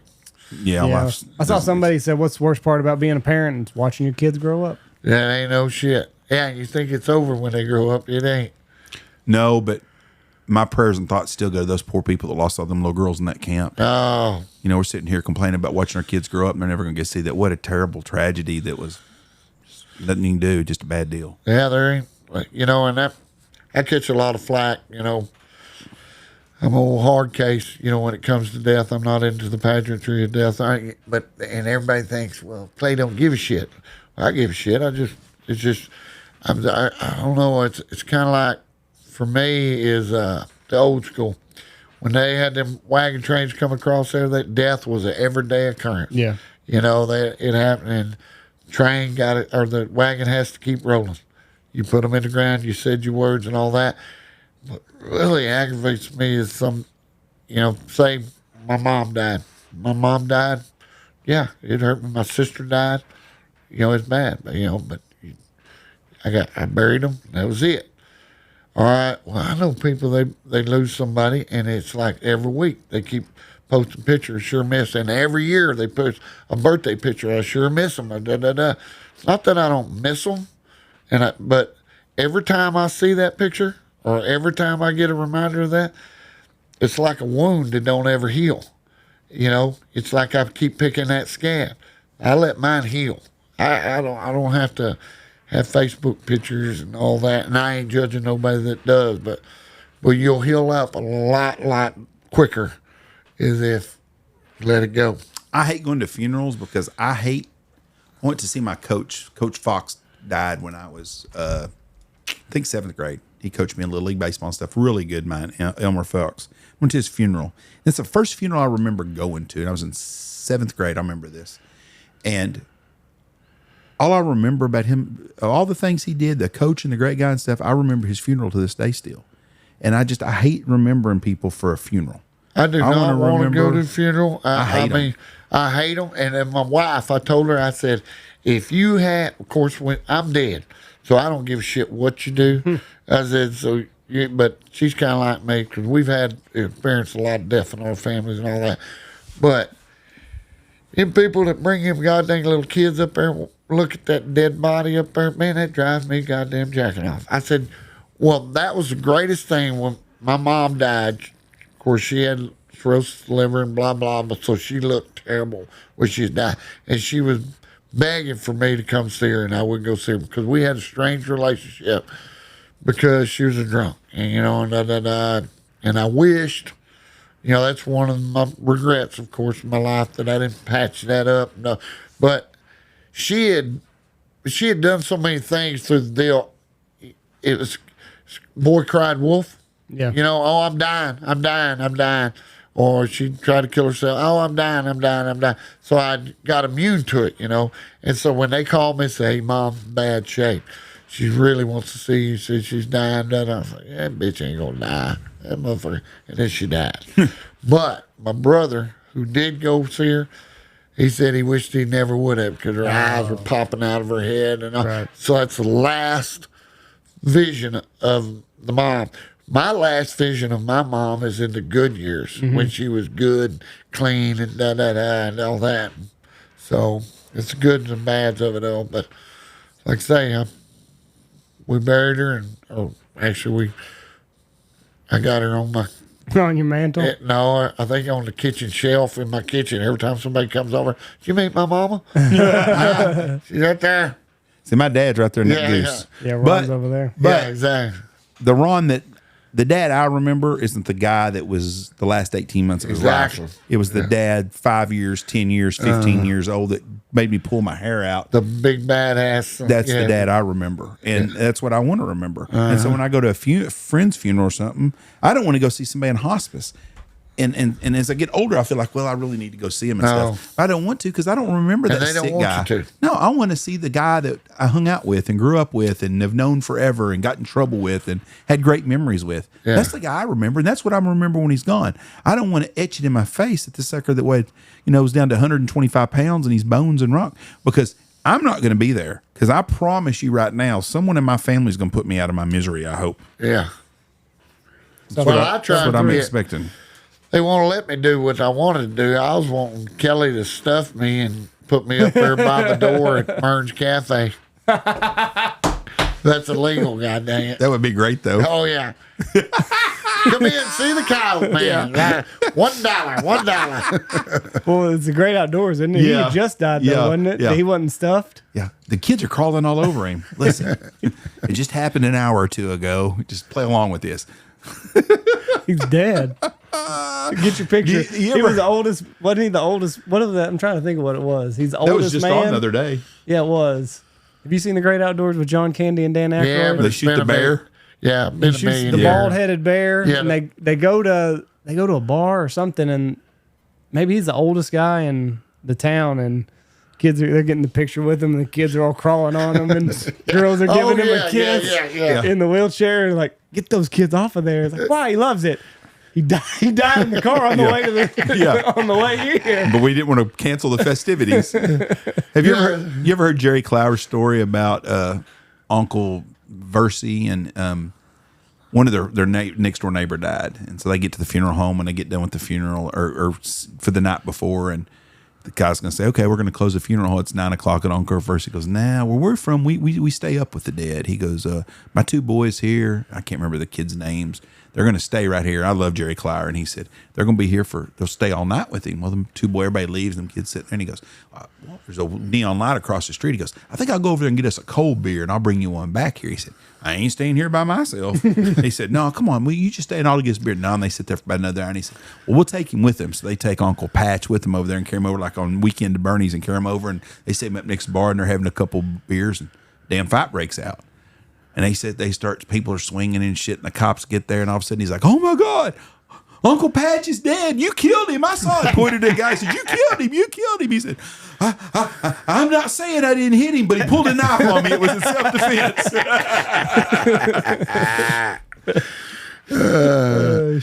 It's funny how, we take for granted a bunch of them old movies like that. Yeah. Like today, there's this one girl on Facebook, I posted something about, she was tired of hearing about that Coldplay concert deal where they did that apparently, and it said something about she put on there, he cheated on his wife. Well, who cares? I said, wait a minute. I posted on there as a joke. I said, no, they cheated. Why's it got to be the he cheated? Yeah, I said, right. all of us guys, we don't catch a break or some shit like that.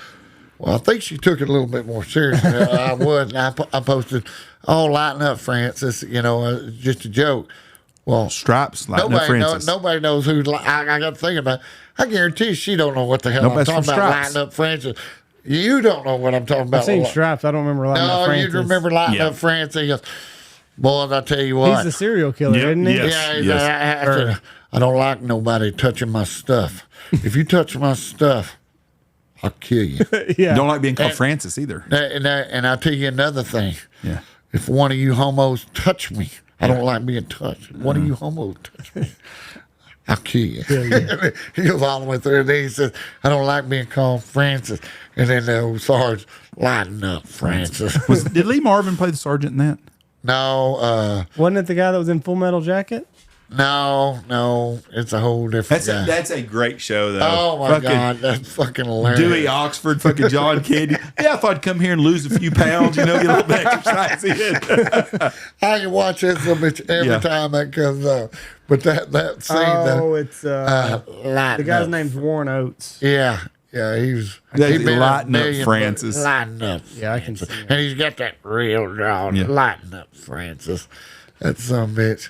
You gonna put it up there? Yeah, I watch old movies all the time. Now, Tubi's the best for the old movies. They got tons of them. Oh, yeah. I love watching them. I'm a big Steve McQueen Lighten fan. Up, Francis. Yep, that's him on right YouTube there. they've got Google lighting up Francis and it'll pull up that one little 30-second scene. Yeah, lighting up Francis Stripes. I googled it on the way here. So I posted it. Well, you can probably go to my Facebook and see it because I got it on there as a post. I got to thinking nobody probably knows what the fuck I'm talking about. Older guys like us. Older guys know. They don't know the meaning of lighting up Francis. The name's Francis Sawyer. But everybody calls me Psycho. Everybody calls me Psycho. Any of you guys call me Francis, and I'll kill you. You just made the list, buddy. And I don't like nobody touching my stuff. So just keep your meat hooks off. If I catch any of you guys in my stuff, I'll kill you. Also, I don't like nobody touching me. Now, any of you homos touch me, and I'll kill you. Lighten up, Francis. Judge Reinhold was in that too. I didn't remember that. Oh shit, there were so was many. a great Every time I forget about this guy being in it. Yeah, that's a good show. It was a good They show. were so good. Tin Cup, Caddyshack, god dang them. They had, but what was that? God dang it. The college Animal House. Animal House. We talked about that the other day. That's one of the greatest shows ever. That inspired us when I was in 8th grade. 8th grade, we had it second to the last day of school. Well, we'd all had it planned. We were going to have food fight, just like in Animal. We're going to have food fight. So and I got blamed for it. Everybody still to this day thinks I started it, but I actually didn't because I knew there was probably no way that I was going to pass 8th grade. So, but I think this food fight was the catalyst that kicked me and my Rat Pack into freshman year because they want to get rid of your ass. Yeah, but none of us got to go across the stage. But they said, "Y'all good," and but we got up there and we was there, and it was chili dogs, cream corn day. Oh, we're God. sitting there, we're waiting there, and we're all thinking, they're going, "Do it, you start it." Fuck no, man. I done set the record for the most licks in junior high, 132 licks for the year. And I said, "Oh, fuck no, man. I'm out on this one. Y'all start, I'll join in." And then finally, old Paulette Keith, one of the tomboys in our class, she started it. Boy, when it went on, it was on. And I'll never forget old Mr. Alsop, that principal, come here, and he thought he was going to raise his voice and it was going to end it all. "Stop it now!" When he said "stop it now," that just provided ammo for us. Wow, we waxed his ass. And I didn't know there was any pictures of that, but there was actual pictures of it that they posted on our on our class reunion. What did they do to y'all? Anything? Was there too many people involved? Hell, we didn't even get a damn lick, but we could. There were certain parts of us that could not cross the stage. Did that you- was their punishment. Ooh, no, not that. Anything but that. Did you know John Belushi ad-libbed that? That wasn't supposed to happen. There wasn't supposed to be a food fight. That Oh, was damn. not. That was not in the script. He was sitting there and he's like, "Fuck it, do something different." They were so worried about him. I didn't realize how bad he drank before that show. Really? That they had an alternate script written for everything for when he got drunk and didn't show up. And he never did. They say he was sober the whole time and did it. And it's good. It's a very good show. But he did. That was all ad lib, the whole thing.